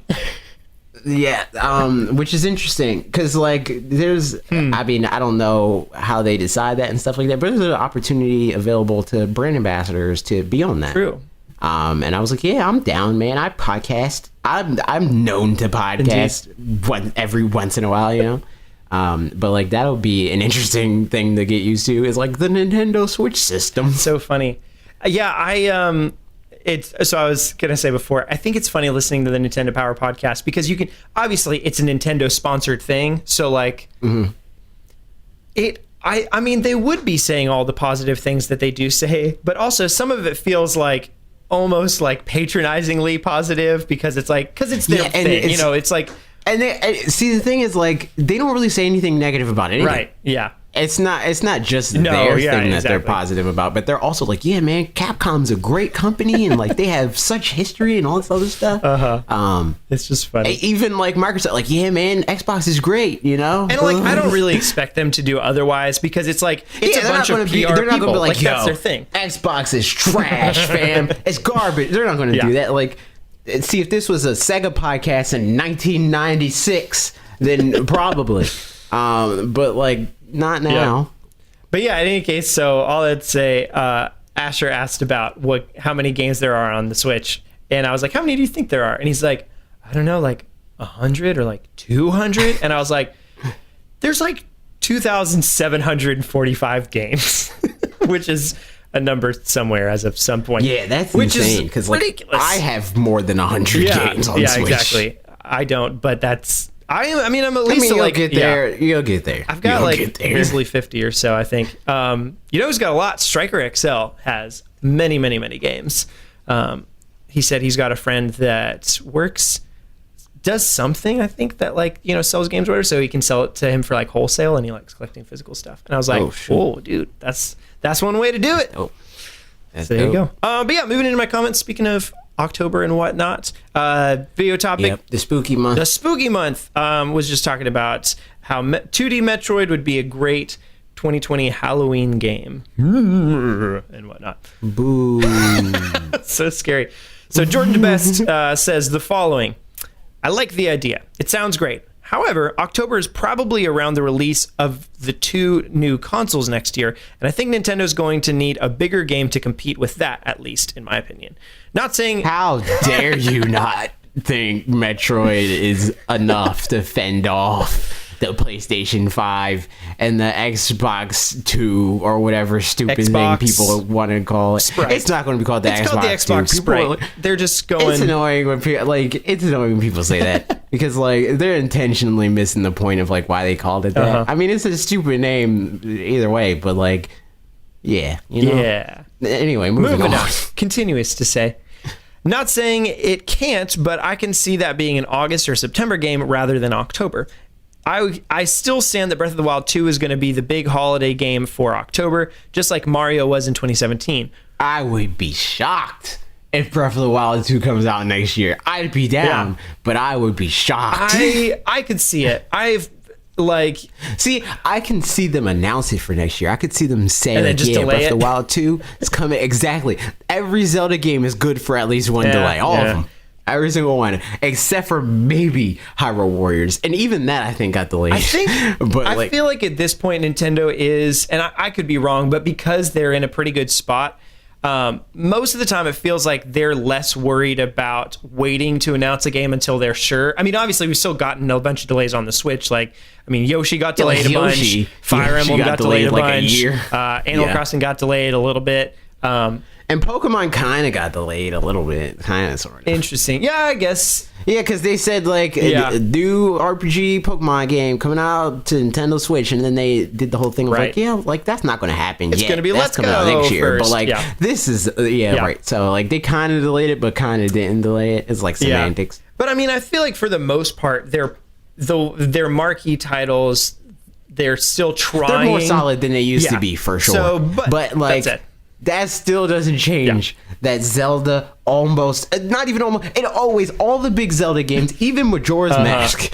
got delayed. All the Zelda games get delayed. It's going to get delayed at least once. I don't know by how much, but it's going to get delayed. Yeah. So, like, they could say, like, it's coming out November 2020, and then they're like, you know what? It's all right. It's coming out in March 2021, you know? We should, thanks. Breath of the Wild 2. Yeah. Thinking. Yep, there you go. So, all that to say, I could see it coming out this next year, but we'll see. We'll find out. So, just like Mario was in 2017. Or they'll just rely on Pokemon in November 2020. Who knows? November is usually sectioned off for Pokemon. The only year Pokemon skipped in a decade was 2015, or maybe not. Any game that comes out, any game that typo. Any game that comes out, it's the same month as the next consoles will probably be overshadowed in the media. So maybe it's best not to release anything major within the months of those console releases. Then again, I'm just guessing October. Yeah. I don't know. I think Nintendo is like the company that's the least scared to like double up.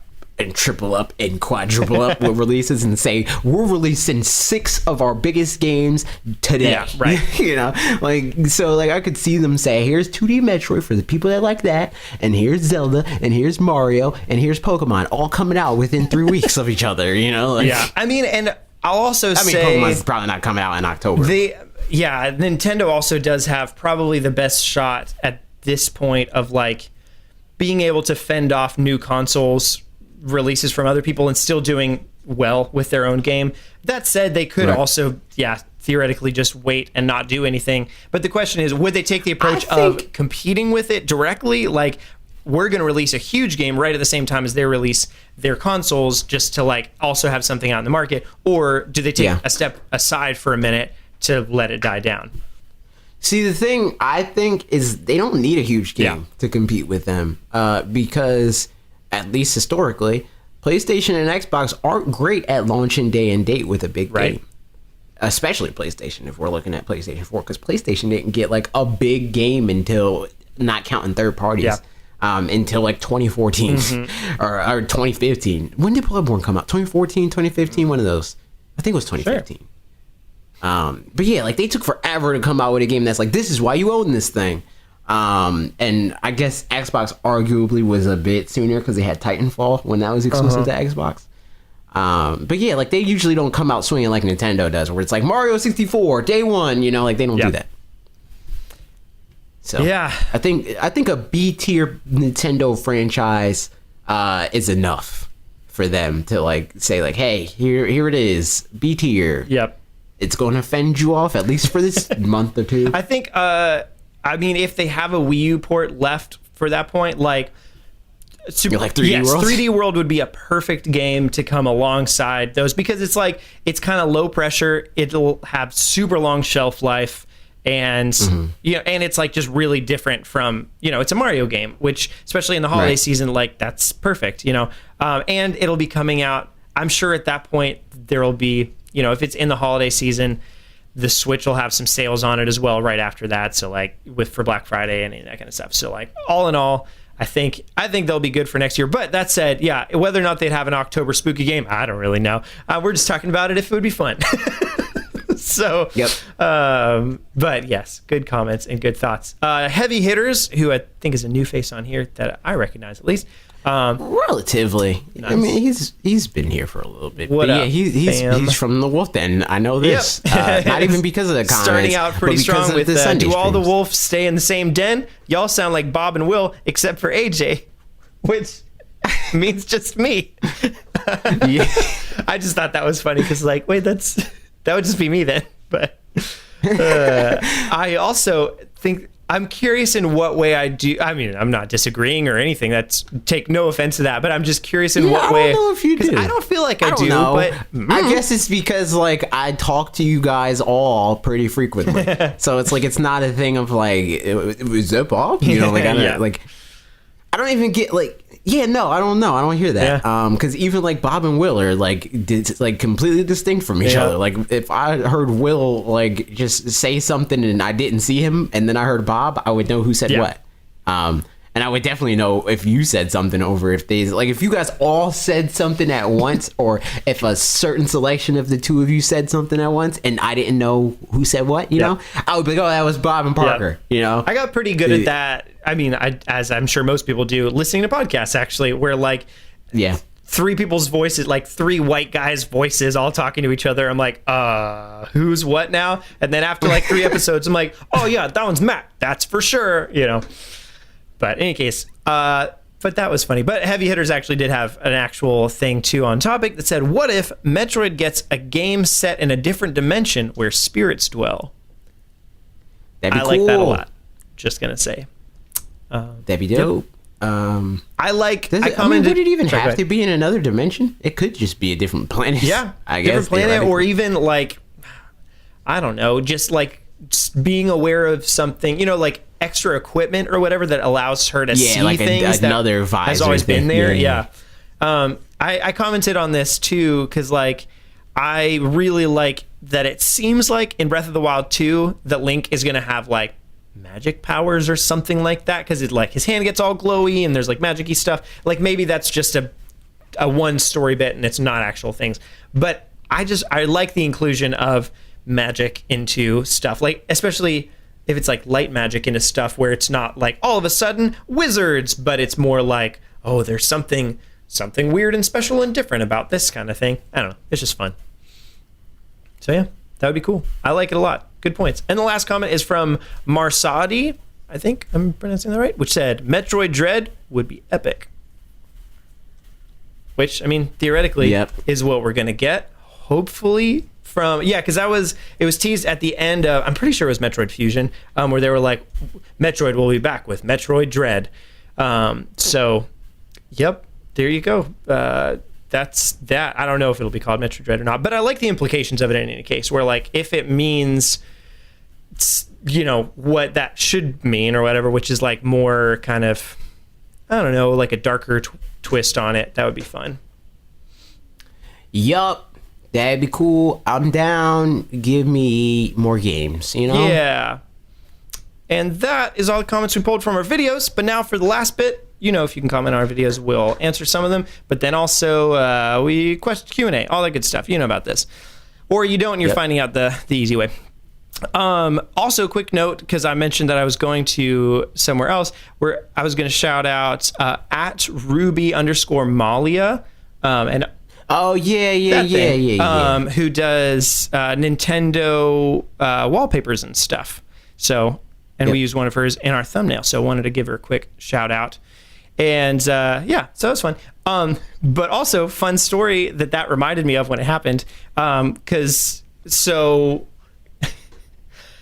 back in college, I was in a band, and this is just a random thing. This doesn't have anything to do with anything other than it just reminded me of it. So back in college, I was in a band called Ocean Architecture. It was a progressive metal band, and we had an album called Animus. And some of the guys in the band, when we were making it, reached out to a friend of theirs or whatever who like apparently did some graphic design and was like, hey, Warren, can you do an album cover for us for this? And dude was like, sure, yeah.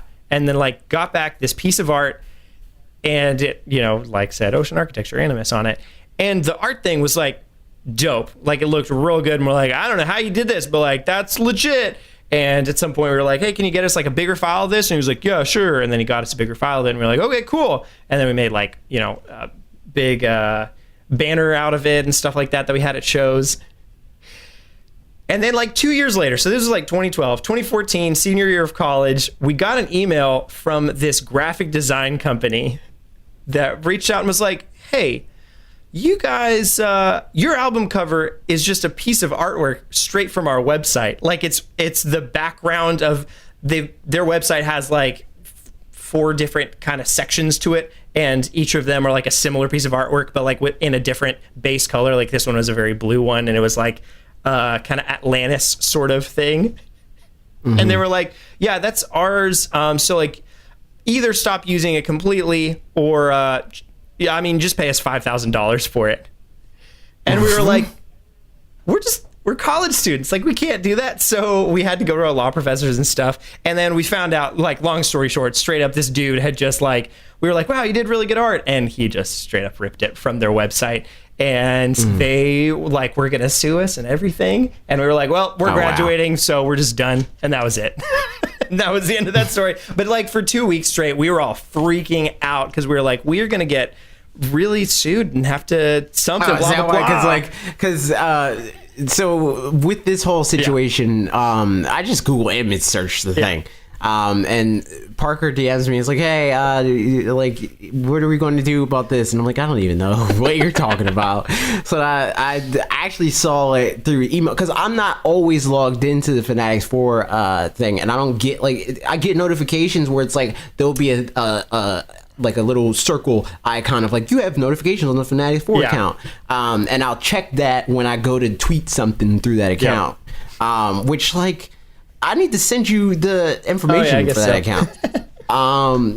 But yeah, so I saw it actually through an email on my, like the fanatixfour email. And you're like, yeah, like, could you like credit me or like change the image or whatever? Like, this is a thing that I made.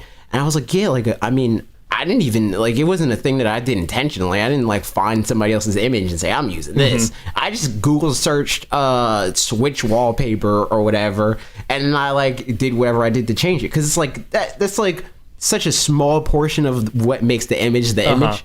That it was just like, whatever, dude, like, I just need something to put on the screen. And then they were like, yeah, can you, like, credit? I was like, yeah, I have no problem at all crediting you. I'll credit whoever. I just need to know that there needs to be somebody to be credited. Yeah, exactly. So yeah, we did that, and then I was like, yeah, no, it's not that big of a deal. But yeah, that was all things. Yeah, that was why I was like, oh man, crap, that's not going to be good, because I had that situation where I don't want to pay them like, $5,000. Straight up, it was real bad. We straight up talked to. I'd just taken a contracts and legal issues class and like went to one of my law professors and was like, what should we do? And he like gave us some options, and we're like, we'll just sell the rest of the ones we got and then stop being a band because we're moving away anyway. So there's that story. A little behind the curtains or something for you guys. Oh, okay. Q&A, all that stuff. There's all that for you. From last week's comments, we got a couple of these from the podcast. If you leave comments on there, we'll grab some of those sometimes. GPMPO1 has this very long one. It says, congrats on the channel doing better. Y'all deserve it. Thank you, man. Thanks. That means a lot. Regarding censorship, I agree. Nintendo censoring Nintendo is trivial compared to Sony censoring Capcom, like they did with DMC5.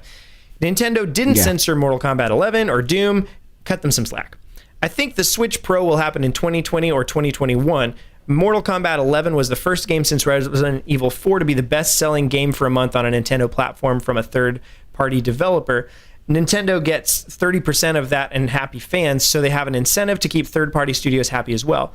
As we speak, third-party developers are making games for the current and next-gen consoles. However, by 2021, without highly scalable engines, such as Capcom's new engine, most games will be developed with next-gen consoles in mind. A Switch Pro could more easily allow third parties to put their AAA games on a Nintendo system before the swap comes out.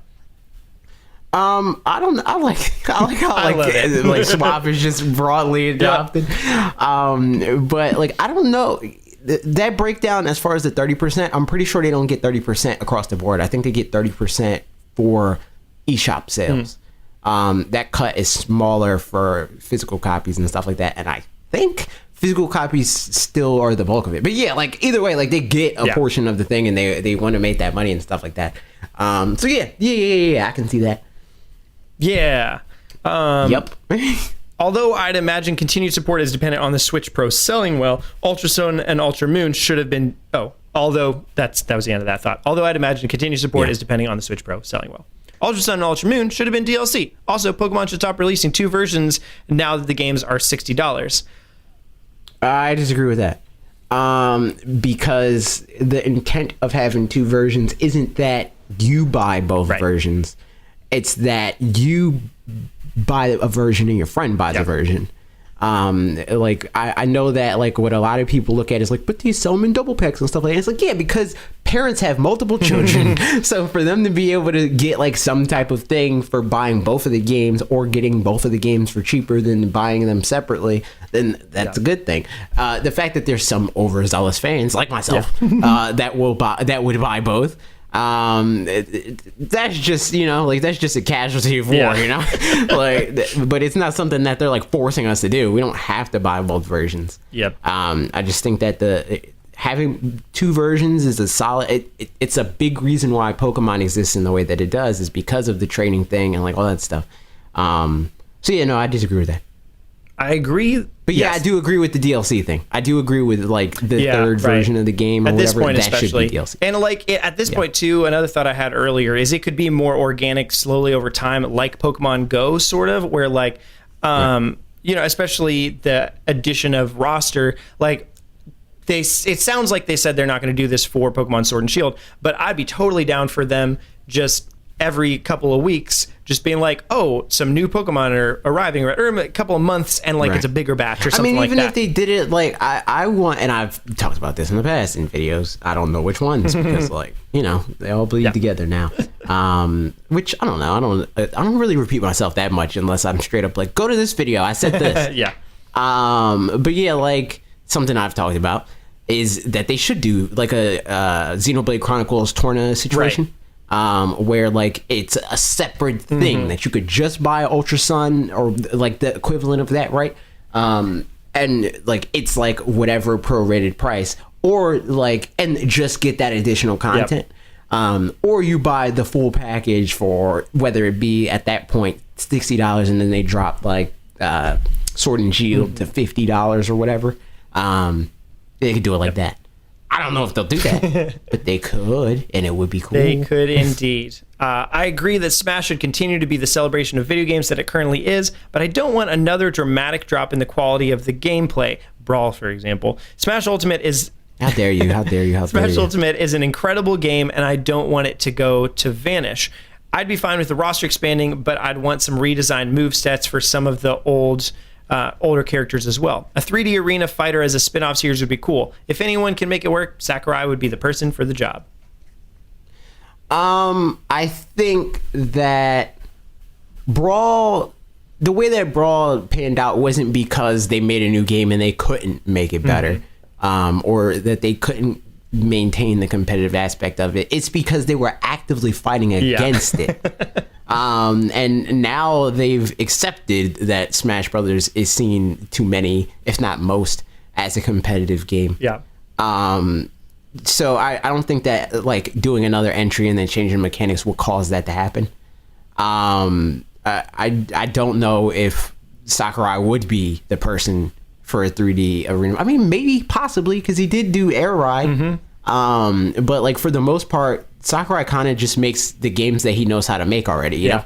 Like Smash Brothers is Kirby, but with additional things tacked on. And like Kid Icarus Uprising is Smash Brothers, but with additional things tacked on, you know? Which isn't a bad thing. Like he has a style, make that style.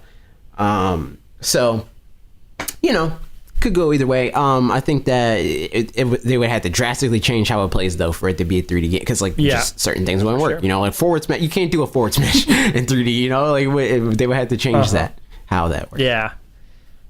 Good stuff. So that's it from that comment. This one, Lizdrin says, on the topic of Game Freak not announcing starter evolutions, I know I can find out the day that the game comes out, It's just something I look forward to before the game comes out to build hype. The last announcement was fine, but I'm so over Gen 1 being a staple in every game at this point that I just didn't care about the new Gigantamax Pokemon.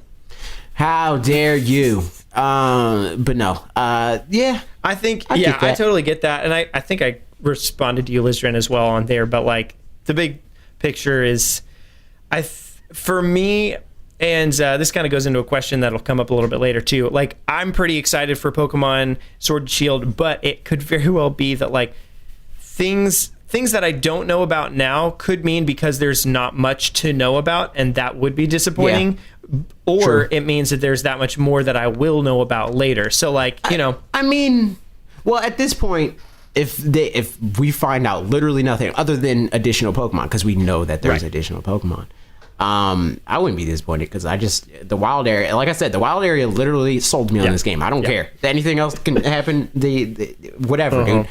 The wild area is there. That's dope. That's enough for me to like this game. I want to play this game. But like, if we found out that the only other Pokemon, for example, I mean, this is not going to happen. If the only other Pokemon were the starter evolutions and that was it, then like, that'd be disappointing. But like, that's not the case. I guess I'm just saying, because we know that that's not the case. Exactly. Like, we know that there's enough new Pokemon to make the entirety of the Pokedex 1,000 Pokemon at least. Mm-hmm. So we know that there's a lot of new Pokemon. Whether they be forms or whatever, there's still a lot of new Pokemon. So yeah, all that stuff. But yeah, I totally get that in any case as well. Like, just more content does make you more hyped about it. And it's, I mean, being hyped about something is, I don't know, fun and worthwhile. So like, that's, something where like sometimes you're more hyped about a game ahead of time and it's more fun to look forward to something than it is to actually play it, which like, I don't know what that means. Yeah. Psychologically, culturally, any of that kind of stuff, if that's bad or not, but whatever. It's just the way it is. And like, sometimes that's just I think that depends on the person. Yes. 'Cause like, I mean, most of this channel is me being like, hey, it'd be cool with this, but that doesn't make me any less excited when something doesn't become that, Yeah. And that's a comment that a lot of people that don't end up being subscribers are like, like they're just like turned off by like the idea of doing that. They're like, you're just getting your hopes up and stuff. Like, no, like I'm not though, because like me saying this would be cool doesn't change. It doesn't change anything, So why would I go in assuming that it will, like me getting my hopes up, like purports that I expect me throwing my thoughts out into the ether to change something, for them to hear that and be like, we're going to do that, like I don't expect that. I know Nintendo on some level, somebody at Nintendo sees these videos, but I don't make them like this because of that. I'm not like, I hope Nintendo watches my video and they change it, blah, blah. It's more so a fun thing to be like, remember I said that they're going to do, more than anything, but. Yep. And on that same note, that same topic too, as what Lizard was saying, Alex said, I don't know why people care about the Sword and Shield frame rate. It's a stylized RPG. Also, I don't need any more info for them, but I want to know everything. Which, no. Yes and no. I want to know everything eventually, but I want to learn it by playing. I'm really like, I might have told this story on here before. I apologize if I ever do that. But I remember one Christmas where I found a present and I was like, oh yeah, I found a present ahead of time. And then when I got it, I was real disappointed because I'm like, wait, I already knew what that was. Like, I don't really care about that. It was like a Kinect's car or something like that, which Kinect's was fun. But from there, I learned like, oh, surprises are just, if it's supposed to be a surprise is way more fun. Like, if I can have the thing now, sure. Like, I'd like to know about it now. And that aspect, I'm very different, or at least I was as a kid, because like that was like a whole thing with like my dad and like my like trying to hide stuff as much as possible because you'd go find it. No, not even that. Just a thing of like asking for stuff and saying I want this, and this. And then my stepmom would more so want to keep it like ambiguous whether I'm going to get whatever, you know, like they'll prioritize and say like this is the thing he wants most, so we're definitely getting that, but some of the other stuff we're not going to get, and we're going to swap it out with other stuff that we think he would like or whatever, right? And me as a kid, I'm like, no. I want to just straight up give you a list and you get exactly that. So then it got to a certain point where my dad was like once I was like, if you got any kids, run away, spoilers, dude. But that was a warning to the people listening to the podcast. Run away, very far away. Or if you're a somewhat naive adult. When I was like, also you. When I was like, like Santa's not a thing. I just would go to my dad and be like, he would literally sit me down at the computer on Amazon or whatever and just say, hey, fill up this wish list with the stuff that you want, and then I'll order it, and then that's your Christmas. All right, cool. So funny. I much prefer that to not knowing, Because there were moments where, for the most part, I got most, because I'm very vocal about when I like a thing. Yeah, right. In case people didn't know. So they would know what I want. And there were moments of where I've always been super tunnel vision and relatively reserved with the things that I want, but the things that I want is the thing that I want. There was one Christmas when Dragon Ball Z Budokai came out, right? And literally all I wanted was that game and a PlayStation 2. That's all I wanted. I just wanted that. And then I got the PlayStation 2. And then my grandparents came over and they brought the stuff that they got and they hid Dragon Ball Z, Budokai or whatever. And they put it under clothes or something like that. I was disappointed. I was man, this bums me out. I'm sad because that's all I wanted. It's the thing that I didn't get. And then they got it and they're they wanted to be oh, you're so ungrateful and blah, blah, blah, and all this stuff. I was but yeah, he wanted one thing. So it's it's hard to be it's hard to to disappoint that. Because it's not I was asking for the world. I wasn't spending thousands of dollars on me. I want this $50 game and a PlayStation 2. That's it. And it's hard too, because to some degree, if you do get bummed out by something, there's an innate part. Maybe this isn't the case for everybody, but sometimes if I'm just kind of bummed out by something, even if that whatever the thing, this makes me sound so ungrateful. That's definitely not the case. Yeah. But in that kind of situation, I could see myself being in your shoes where oh, I really thought they knew me and understood me enough to know that I wanted this thing. So it's not even about the thing as much as it is to some degree the interpersonal, them caring about you and knowing about that. And then if you do get it, it's oh, okay, awesome, great. But somehow it's could be a little bit tainted by the feeling of distance from before or something. We're getting very philosophical or something. But something about that. I totally get that in any case. I have a hard time with gifts, especially these days, because I want it to be a surprise,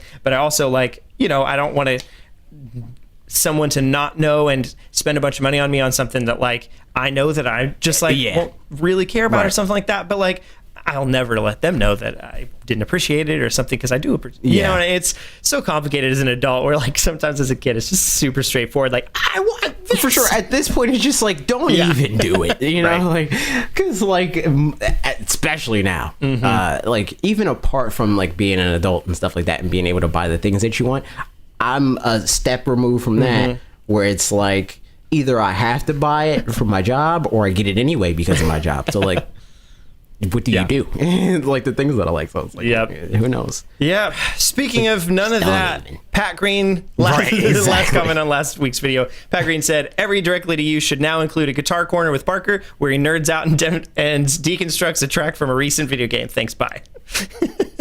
So there you go. There's that. Spoilers. There's going to be a video at some point in time. Maybe multiple. Maybe it's just going to be a straight up series. Maybe. Who knows, Man, dude? That's going to be so much more work, but it'll be very rewarding. Will it be though? Will it be? Depends. Who knows, man? It might be. It might not be. If I do something along those lines and it ends up being do you know 8-Bit Music Theory, that channel? Yeah. If it ends up being something like that, that's so intense, and he's so good at that stuff. That bar is set so high. Yeah. I think that it'll net out to be. It's kind of like the Smash challenge that I did, right? It felt like that took me a lot more time than a regular video did. But it really didn't. I subbed out the time that I take to find footage and research certain things with playing the game and then finding the right clips and then figuring out how to script it and stuff like that. So I think it will net out to be similar. We'll see. It would be a while down the road though, y'all. Don't get too excited too soon.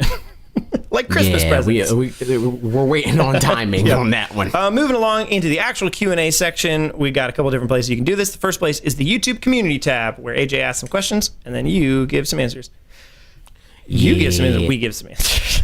Curtis Marithu 58 says, do you think there will be Pokemon profile pictures for the Switch? Question for the podcast. Oh, that's a good question. That is a very good question. I never considered that. Is there even like Pikachu right now? I feel like there's got to be like no Pikachu and Eevee, right? I don't know. I'm pretty sure there's not. And assuming that that's the case, like it's not Pikachu, I'm pretty sure that that's not the case.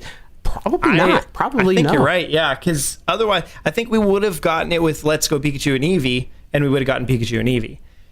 But if we haven't yet, then I don't think we're going to get Sobble, Grookey, and Scorbunny. About that. And it's like, I know, because Game Freak is weird with that stuff, right? Like, they don't give, even to Nintendo, they don't give them license to use Pokemon. But then they have Funko Pops. Like, what in the world? That's so weird. It's like so weird. It's like with Yoshi, they're like, nah, Pokemon don't exist in Yoshi's world. Not happening. We're not giving him the amiibo costumes. Can't do it.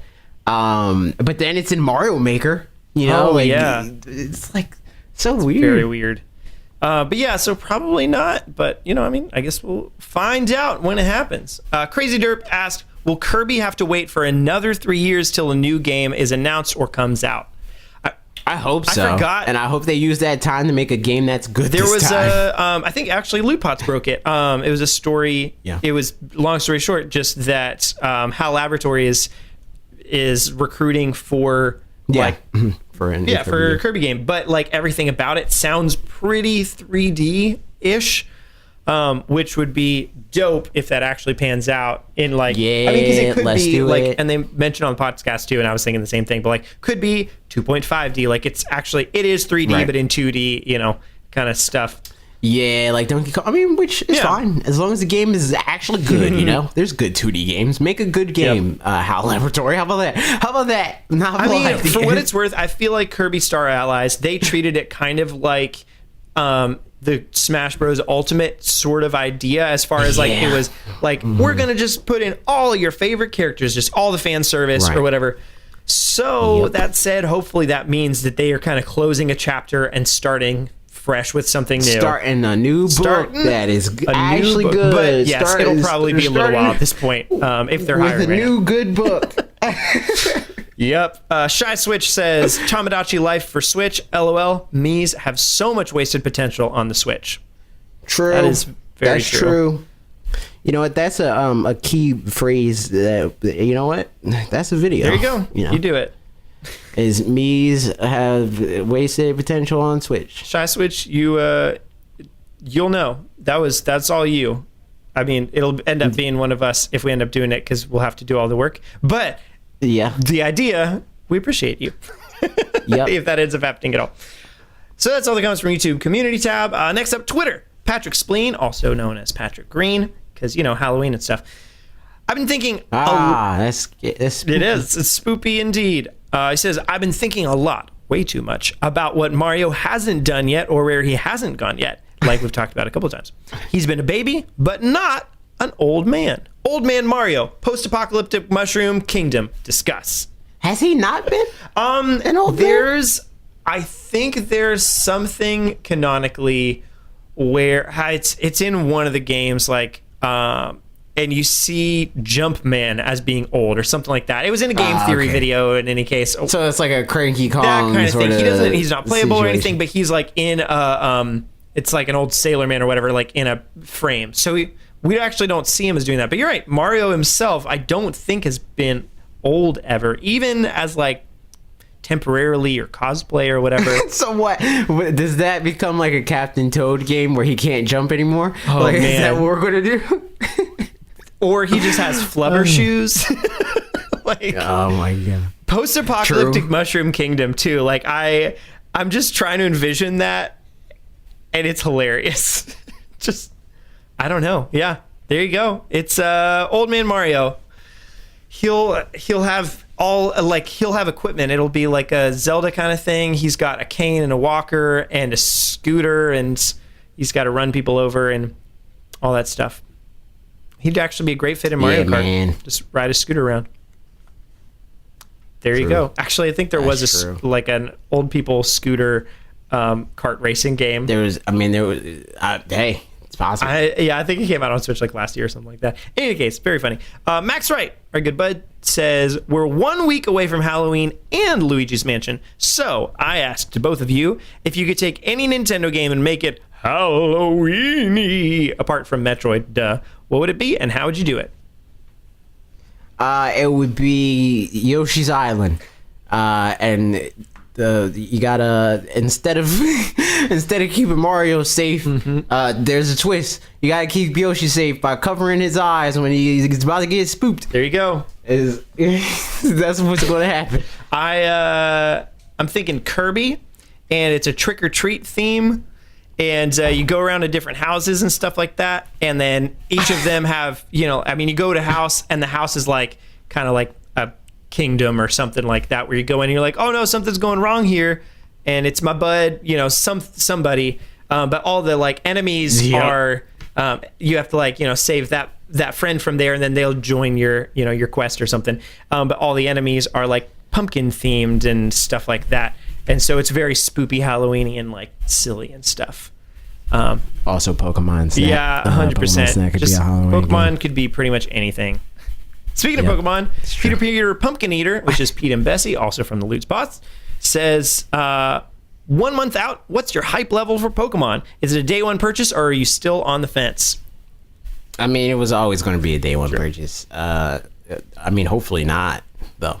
Hopefully day one hashtag product provided by Nintendo. But if not, then day one for sure. I'm pretty hyped. I think, like I said earlier, either we don't know things and that's great, or we don't know things and that's and there's less to know than I would like to know. But still, there's so many, like, we don't know any of the towns barely. Like, we've seen little bits and pieces, and so I'm pretty excited about it. Like, it's not constantly on my mind because it's not infiltrating the media and stuff like that. But whenever I do think about it, I'm pretty excited.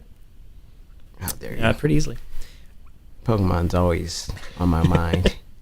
Bianca Wicks asks, since it's almost Halloween, I feel obligated to ask, what's the strangest thing to ever happen to you while trick or treating? If you never went, what non-scary movie actually scared the crap out of you as a kid? Hashtag Parker says hi.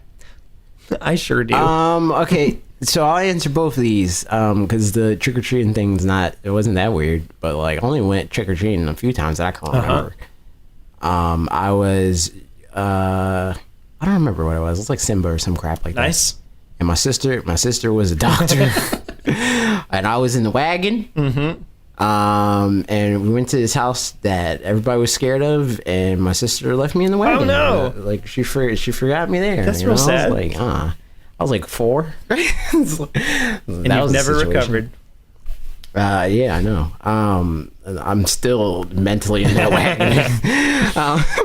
And then first movie to scare me. And it's weird because like I'm very much so on the other end of that, where it's like I'm too cynical now, and maybe that's why. But like I used to be freaking terrified of Little Shop of Horror. Same, honestly. And I was in that play in college, and I don't even know why. Like it wasn't even. It was like I was scared of the plant, but I wasn't scared of the plant because I saw the plant and was like, "Oh, that's a scary plant." It was more so because I saw him eat somebody. I was like, "Oh, that's terrifying, dude! I don't want to get eaten by a plant." It's supposed to be like a spoof horror thing, but for kids, it still has all the horror things. I feel like because you don't realize what's parody or not. You just see what's scary. So like as a 10-year-old or whatever, when I watched that, I saw that and Sixth Sense within pretty short window of each other, and I was terrified because you remember the bit in Sixth Sense where the lady or the girl grabs from under the bed, grabs his Bruce Willis's ankle or whatever, and then she's nice. It's not like she's bad or anything, but that's scary when she just like grabs his ankle all of a sudden from under the bed. I had in my mind for several months the idea that Seymour or Audrey 2, which is the name of the plant, would be under my bed and come out and grab me from there, which I'd never been afraid of something being under my bed before that. But for a while, I legitimately just would like just go into bed and like walk and then run and jump to my bed. It's so weird because like even then, like even when I was younger, like I have an older sister. Well, I have two older sisters, but the older sister that is closer in age to me, that this will be relevant. I was always the one that she was like, I'm scared. Can you like welcome me when I go to the bathroom? Like scared of my shadow and stuff like that, you know, that type of crap. I watched a scary movie. Can you sleep in my room tonight? That sort of thing. But like for that movie, I was like, nah, dude. Yeah. And also like now, and again, maybe it's because of that, but I'm like very cynical, and it's like it's hard for me to be scared of a movie because I know how they did that. I'm like, oh yeah, the guy over there with the jib, he's messing it all up. You know, like they obviously did this in 5 takes. You know, like. That cut is obvious, you know. Like I'm just like looking at it from behind the fourth wall and stuff. Yeah, that definitely does change things. And like sometimes for me, listening to albums is like that, like having recorded music and stuff, and like making videos. And sometimes it's actually the opposite, where like I'll watch somebody's video and be like, oh man, I would hate to have to do that. Like that's so much work or whatever. But yeah, that's movies. So mine for the trick-or-treating one real quick. Again, as you might remember from my video from a couple weeks ago, my birthday is right around Halloween. And so my high school, our whole school, like it was just a small school. I think I graduated like 82 people in my class or something like that. And so there was just the neighborhood directly around our high school was like kind of everybody would go trick-or-treating around there the Thursday before Halloween. So it was just expected, whether like even high schoolers and stuff like that. So I was 15 or turning 15 or whatever. I was dressed as SpongeBob SquarePants, and which is funny because I don't even watch SpongeBob pretty much at all, but nevertheless I was just a SpongeBob SquarePants, and I was trick-or-treating with my sister, and at some point she was like, oh, I've really got to use the bathroom, and I was like, okay, do we know anybody around here? And she's like, yeah, the Christiansens live down that road. And I was like, okay, sure. And it's like not where we were trick-or-treating at all, but like, I mean, like an adjacent neighborhood in any case.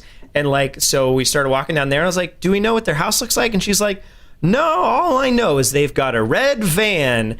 And then we got closer to it. She's like, this is the one. I was like, there's no red van. So like, how do you know that's the one?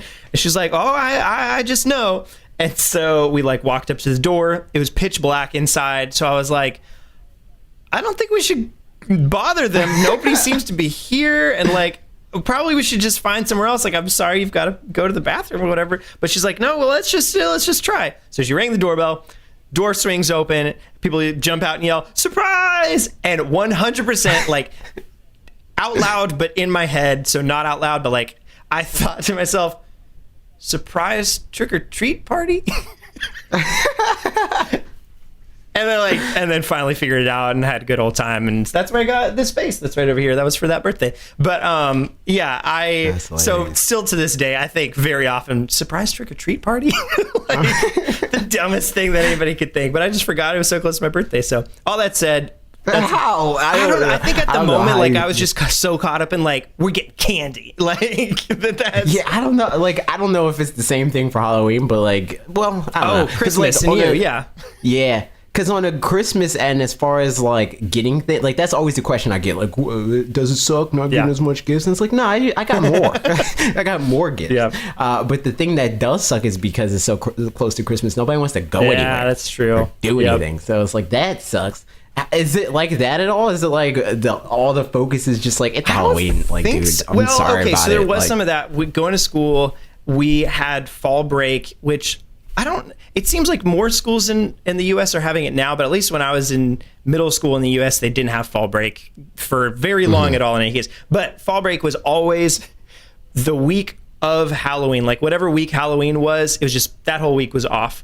And my birthday is 2 days before Halloween. It's October 29th, and then October 31st is Halloween. So like most of the time, everybody was already completely out of town, like going on trips and stuff. And so I would just be like hanging out by myself. So the very, very few times that Halloween would be on a Sunday, which meant that would be the week of fall break, then my birthday would be on Friday. And like I was so excited to get to go to school on my birthday because it would be like, people get to see me and like be excited with me. See, I never had that. That's true. Because it's impossible for like why would they do that? Where it's like you're going to school for literally like 4 days and then you're off again. So it's like there was just no chance of it. Didn't matter what day my birthday was on because like I wasn't going to school anyway. December 27th, right? Something like that. Yeah. So there's just that possibility never presents itself.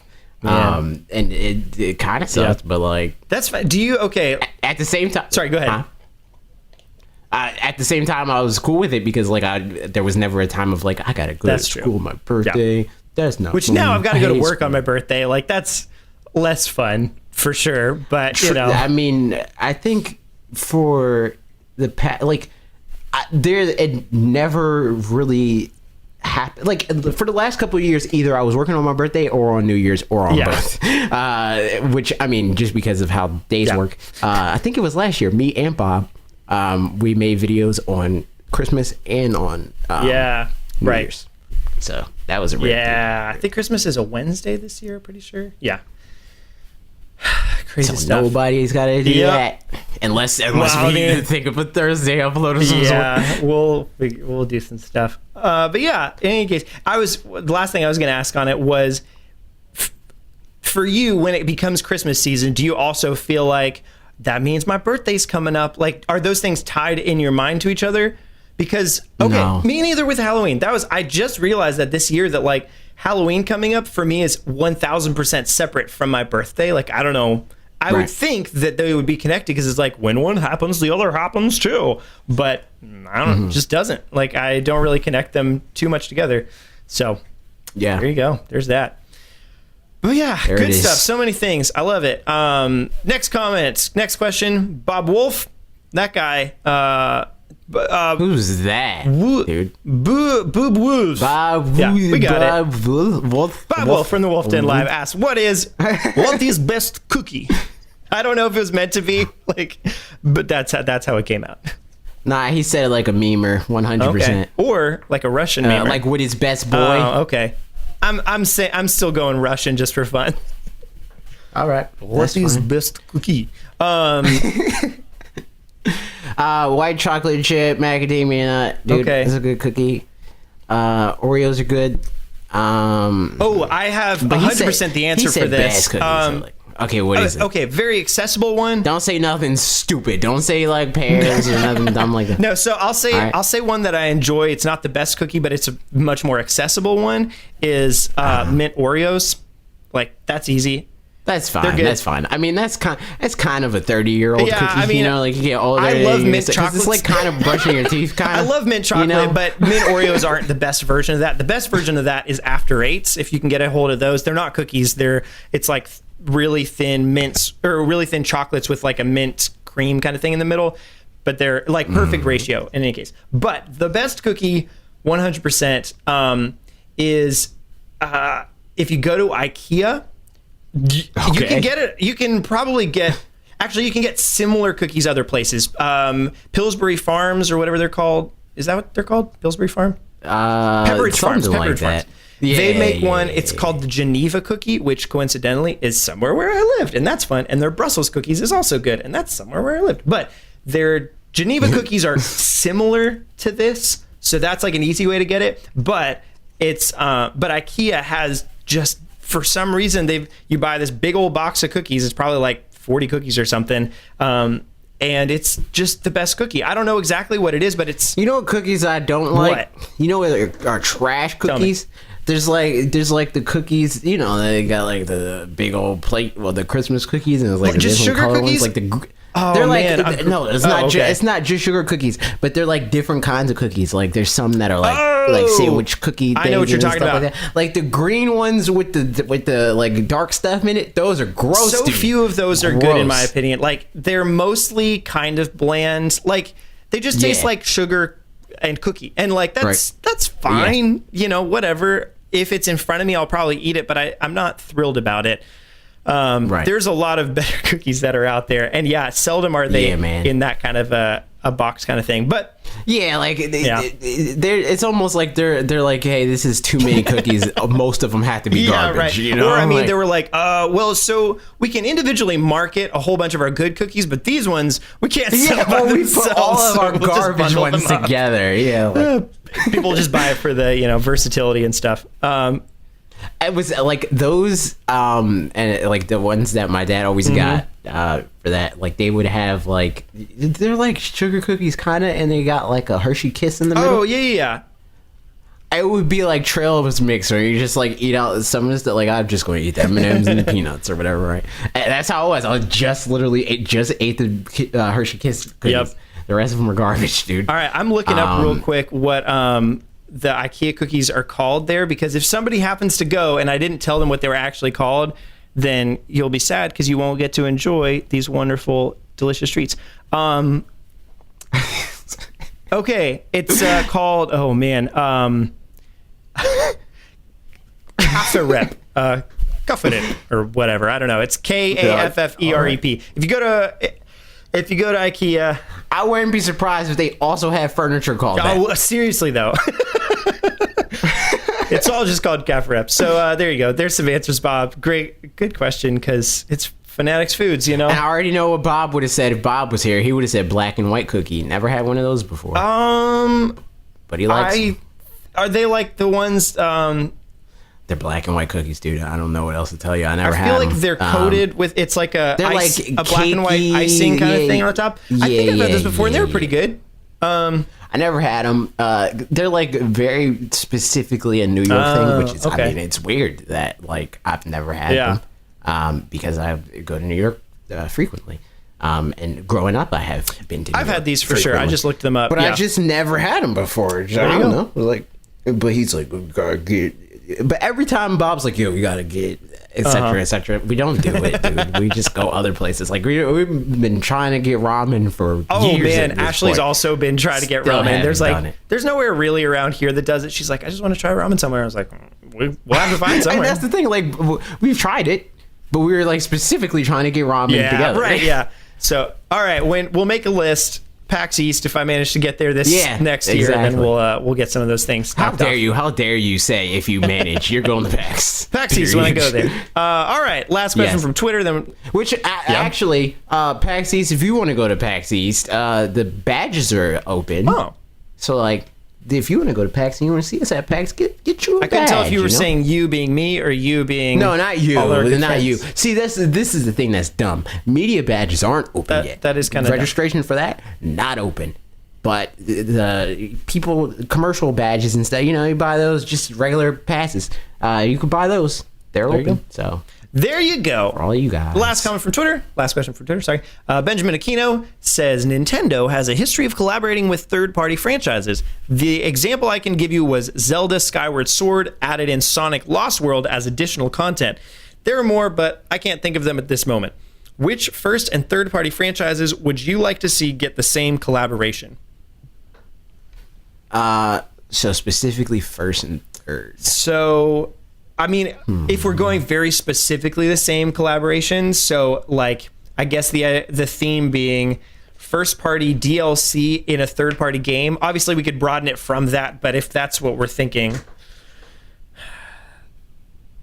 Okay, yeah. So all right, I get so what like you're saying. third party game, and they're like, add also a we'll throw some Nintendo stuff in there. To the right. So like Bayonetta and right, exactly. Which that one, I guess, arguably things.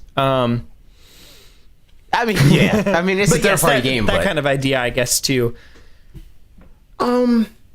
See, this is a problem because I don't play that many third party games. So like, there's not many that I'm like, no. An easy one though, Kingdom Hearts. Oh yeah, Kingdom Hearts with like Mario. Man, imagine Disney and Nintendo being in the same thing. I know, that'd be insane. I think there was put Mickey in Smash. Yeah, man, alive. I had a thought a second ago and I kind of forgot it. Oh yeah, Zelda and The Witcher could work pretty well. Because they do have Zelda stuff in Skyrim. I mean, I guess, well, one that we already did get was Starlink in, I mean, this is exactly that, was Star Fox in Starlink. Yeah, and Star Fox. So that kind of a thing, which that's Ubisoft. So, I mean... also, like, give us a Nintendo... And I know the whole, like, reasoning is like, well, the game itself was a Nintendo exclusive for a while with Shovel Knight. But, like, give us... Come on. Stop being dumb. What in the what? Because they did, like, for the Xbox release of Shovel Knight, they put Battletoads in there. For the PlayStation release, they put the God of War. They put Kratos in there. Put, like, Zelda, or like, you know, Boy Zelda. Put Boy Zelda in Shovel Knight. Yeah. Right? Thank you. I feel like it would be cool to have some, like, because it's almost always going to be Zelda or Mario or Zelda, or maybe like Star Fox, you know, in a specific one or something. But it would be fun to have representation from some different thing. Like throw Kid Icarus in something. You know what? Put Pikmin in Pokemon. Let's say that's kind of a third party. Put Kid Icarus in Gods and Monsters. That would be a fun time. True, that'd be dope. Put Pit specifically. I mean, there you same go. Thing, kind of. So there's that. Good stuff. Last one's coming from Discord. We got 2 questions from Grim Haynes to start us off. Can Bethesda manage to go 1 year without embarrassing themselves? They did for a while, I think, and then they stopped. I mean, did they? I don't know if they did. Bethesda, I don't understand. Well, because Bethesda is like a thing where they own multiple companies or multiple brands, I guess. It's hard to say. But Bethesda proper, I don't think they've ever went a year without something being dumb, but people just accept it. I guess for a while, like, their dumb things were like just Bethesda, bugs. Yeah, exactly. Like all the games that they release are buggy. Bethesda proper. So like not like id and like all that stuff, but like, you know, like the Skyrims and the Fallouts, like they're buggy as crap. But people are like, you know, like they're super ambitious, so it's okay. Like no, it's not. Yeah, man, this stuff it's going on recently is just funny that everything with Fallout 76 and like. Yeah, I don't know. I mean, I don't know enough of the nitty gritty and details with Fallout 76 they're stuff. Creeping up on. It just seems like they're creeping up on EA territory. I don't know.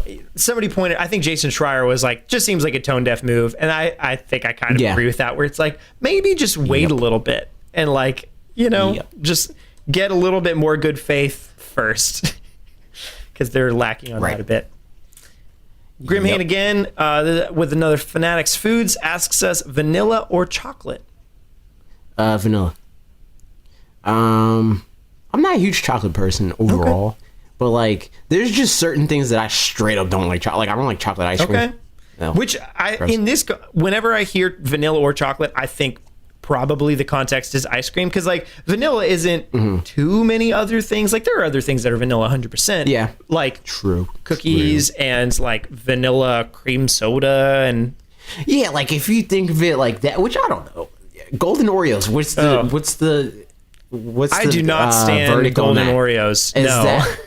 That's not what I'm saying. I'm saying are those vanilla? I don't know. And they kind of just like sugary flavor, right? But I think they're better. I think those are better. Interesting. Okay. Than the chocolate ones. The chocolate ones barely taste like chocolate either, for what it's worth. So yeah, exactly. Oreos just taste like Oreos. That's the thing. Like chocolate Oreos have like that quality that I don't like about like chocolate ice cream, where it's like it's kind of almost like coffee like, and I don't like coffee, so it's like it all spirals out of control, and it's just like I'll say this much. I think usually for me chocolate over vanilla, but there's with tier within the ice cream conversation, especially low tier ice cream, chocolate over vanilla, mid-tier ice cream, vanilla over chocolate, and high-tier ice cream, chocolate over vanilla again. Because, like, I think... I don't know about that, so, man. Long story short with that is, like, I think you can do a vanilla bean or whatever pretty easily at, like, a pretty mid-tier level, and that's, like, really good. But doing, like, a really, really good chocolate is a little bit... See, but this is the thing. I would much rather have, like, a vanilla ice cream with chocolate in it than the other way around. Oh, yeah. I would agree with that. So, like, I do love chunks. So if we're talking about, like, more complicated stuff, I like if chocolate is the base, not for it, but you put chocolate in it, then I'm down, you know? But I don't like chocolate ice cream. It just, like, it has, like a I don't know. It's like... which chocolate in general has more like bitter notes, you know, and I'm not down for that. That's the fanciest we've ever gotten. Yes, exactly. So yeah, no, I'm not down. I mean, chocolate's fine, you know, like I'll take it, but like if you're giving me an option. Yeah, so that's stuff. Interesting things. But yeah, for pretty much anything that's not ice cream, there's not really a lot of times to compare vanilla or chocolate anyway. Like they're kind of in different contexts anyway. So, but I'd probably choose chocolate over vanilla unless it was like real good vanilla, which... you know what? That's acceptance and equality, you know? Yeah. But also, having lived in Belgium, which is like the land of chocolate, Stryker can back me up on that.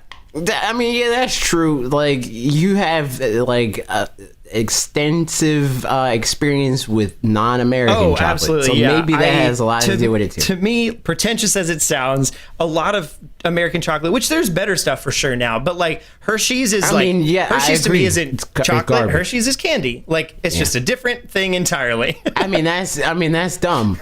But, like, I think chocolate, that... but, you know... I think the statement that you just made was stupid, but, like, I agree with the sentiment, you know? Yeah, for sure. All right, moving right along. Lizdrin asks, what are you doing for Halloween? Probably working, but I don't know. It depends on if people are like, yo, you want to, like, do a thing? But, like, that usually doesn't happen until... What day is Halloween on? Yeah, no, that's not going to happen until... It's the weekend that people are like, yo, you want to, like, do something? So, like, who knows, dude? I don't know. I don't know if I'm doing anything specifically for Halloween, but again, birthday week and all that on Friday, so November 1st, the day after Halloween, I think Ashley and I and Mitch and Chris and Stephanie, who's our godchildren's parents, I think the 5 of us are going to get together, and Mitch is going to DM for a one-off D&D campaign, which would be the first time. Chris is actually in my D&D campaign that we do every week. So he knows how that works, and Ashley and Stephanie have never played it before. So this is like, it's my birthday, suckering you guys into having to play a thing that I like with me. And it'll be great and lots of fun, hopefully. But I think it might be, I told Mitch I think it would be fun because he's just going to make up a campaign, just a homebrew thing. I think it would be fun if it would be, spooky kind of a thing, sort of. So that, I think, might be part of our Halloween activities. Yo, it's gonna be that's right. People going. And then moving along, almost done. Huddy Bear asks 2 questions. Do you think companies will follow in the trail of EA and Blizzard concerning microtransactions? Yes. If they don't, then either there will be microtransactions in pretty much everything moving forward, or games will be more expensive because games cost more to make. And I don't see that letting up because people expect more. You know, like every time we move forward, like it's. The thought is that, like, as time moves forward, then technology is just easier to do. You know, like it's just easier to make a 4K game. It's like, no, we have more tools that can make us tweak it way more and more and more. You know, like that kind of thing. Because it used to be, I mean, like filming stuff was hard back in the day. You'd have to film stuff, and then you'd have to like cut it together with scissors and stuff like that. So, but then when you got technology where you can just clip it, like, cool, that makes that easier. But then there's so many more things that you can do to that video afterwards. It's like. Evolution happens from the bottom up, where it's easier to do stuff like what we're doing now, right? But what are you talking about? This is taking a lot of effort. I mean, it is, but I mean, like, it's a lot. It's easier for us to make the video, and I don't mean the podcast. The podcast is different. You know, podcast to radio is not that huge of a jump. But like in terms of like video to film. Like what we do, you know, like back then to do what we do when like everything was on film and cutting it and stuff like that, it wouldn't be the easiest thing in the world to do. Like it would be harder than it is now, but it's very easy to do now. Whereas in film, it's just as hard, if not harder, to shoot how they do it because it's more complicated in other ways, you know? Yeah, exactly. Then he goes on to ask, following up on that, do you think that 10 years from now, microtransactions are in every game? Yeah, on some level, I think they'll be better at masking it and making it feel better, you know? I think the real question is, would they be in, because I think they'll be in pretty much every third-party like big budget game and stuff like that, will they be in every Nintendo game? Like that's probably the last stand. Well, like in indie games, like I don't think they won't be in indie games, you know, besides some of them randomly, like I don't know, Rocket League, for example. I mean, they might, because again, like that's another thing that is like evolving from the bottom up, right? Like indie games are like in this, like they're getting to the like the 64-bit era, right? Eventually they'll catch up and they're going to be in the GameCube era and then they're going to be in the HD, you know? So it's like, it's going to get to that point, but it's going to be on a lower level, you know? It's not going to be as expensive, but I think we're still going to see that on some level of like, because it's like, even now we see DLC and yeah, that's true. Yeah, I guess it's a question of whether DLC, it means the same thing as microtransactions in this conversation. I mean, I think Nintendo would probably be one of the last bastions of hope for not that, but I mean, they kind of gave up on that already, though. Right. Like, if anything, I think that ironically DLC for Nintendo would make a lot of the games that they make and the things that they do feel better because it's cheaper. You know, like it would feel better to be charged $20 for Super Mario Party 2 as DLC than it will to pay $60 for Super Mario Party 2. And there's fewer expectations at that game. Point too, where like it's like, oh, okay, well it's just DLC. It's not like we're not expecting a whole new game. We're just expecting extra stuff, you know, which means Nintendo's like, all right, cool. We don't have to work as hard on assets or anything. We can just work on the actual mechanics and that's it. Right. Yep. So that stuff. 10 years away, like, could look so similar or so different in so many different ways. I have no idea. Yep. It's just going to be prettier, you know? Yeah. Stuff's going to have more reflections. Yep. They're going to have more pixels on the screen, and people will argue about it. 2D. So more of the same. True. 2DS asks, and this is the last question we got, what if Metroid Prime 4 is actually Metroid 5 and Parker is wrong? I mean, that doesn't really make sense. True. Yeah, because I mean, I think the idea is Metroid Prime 4 is continuing off the storyline from Metroid Prime, whereas Metroid 5 is continuing off the storyline from Metroid Fusion and all those, like the, you know, those other Metroid games, the 2D Metroid ones essentially. So they would have to. It would kind of be like saying, what if Pokemon Sword and Shield is actually Pokemon Z? You know, it's like it's two different things, though. I mean, sure, it would be possible for them to be like, haha, we're just going to continue the story from this thing and not continue the thing. I mean, because theoretically, not having played much of the trilogy, did they close out the story of Metroid Prime within the trilogy? Like, is that kind of all, you know, bottled up nice and tidy? I don't remember. I haven't played a game since 2009 or whatever. So, I mean, if they close that up, then sure, I guess they could just be like, all right, instead of picking up the Metroid Prime, you know, storyline, we're going to pick up the Metroid 5 storyline. But I pretty much doubt it. I think they would rather leave themselves open to being able to do Metroid 5 in that kind of, you know, sense. Obviously, they care about doing more 2D Metroid to some degree, because otherwise Metroid Samus wouldn't exist. I also think Retro is the type of studio, and I mean, Reggie confirmed as much, where it's like they just do what they want, dude. And I don't think they want to continue on somebody else's legacy in that way. So I couldn't see them doing that. But you know what I could see us doing is finishing the podcast. You put the emphasis on the wrong word. You should have said, you know, I can see us doing. You're dumb. I just pretend that I said it the right way, and you guys all are so impressed by how I said it. The end. Right. All right, that's all we got for now. Be sure to like and subscribe to the video or whatever, and review, comment, subscribe, and rate on. We haven't gotten a new review on iTunes in like so long. I looked it up the other day. Yeah, man. Write us a review. Give us a good one, you know? That'd be great. We'll also, like, tell your friends, dude, you like this podcast? Say, hey, friend, do you like listening to the podcast? You should listen to this one. It's great. It's a fun time. We're trying to get more people to also 100%. Once I started to say, all right, guys, we're heading out, everybody's gone.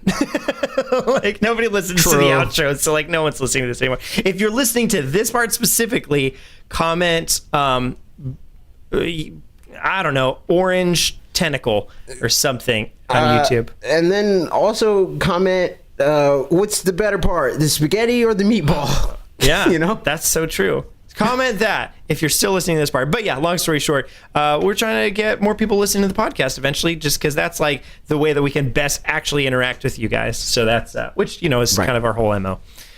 All things considered. Exactly. So, blah blah blah blah blah blah. Okay. All right. See y'all later. Goodbye.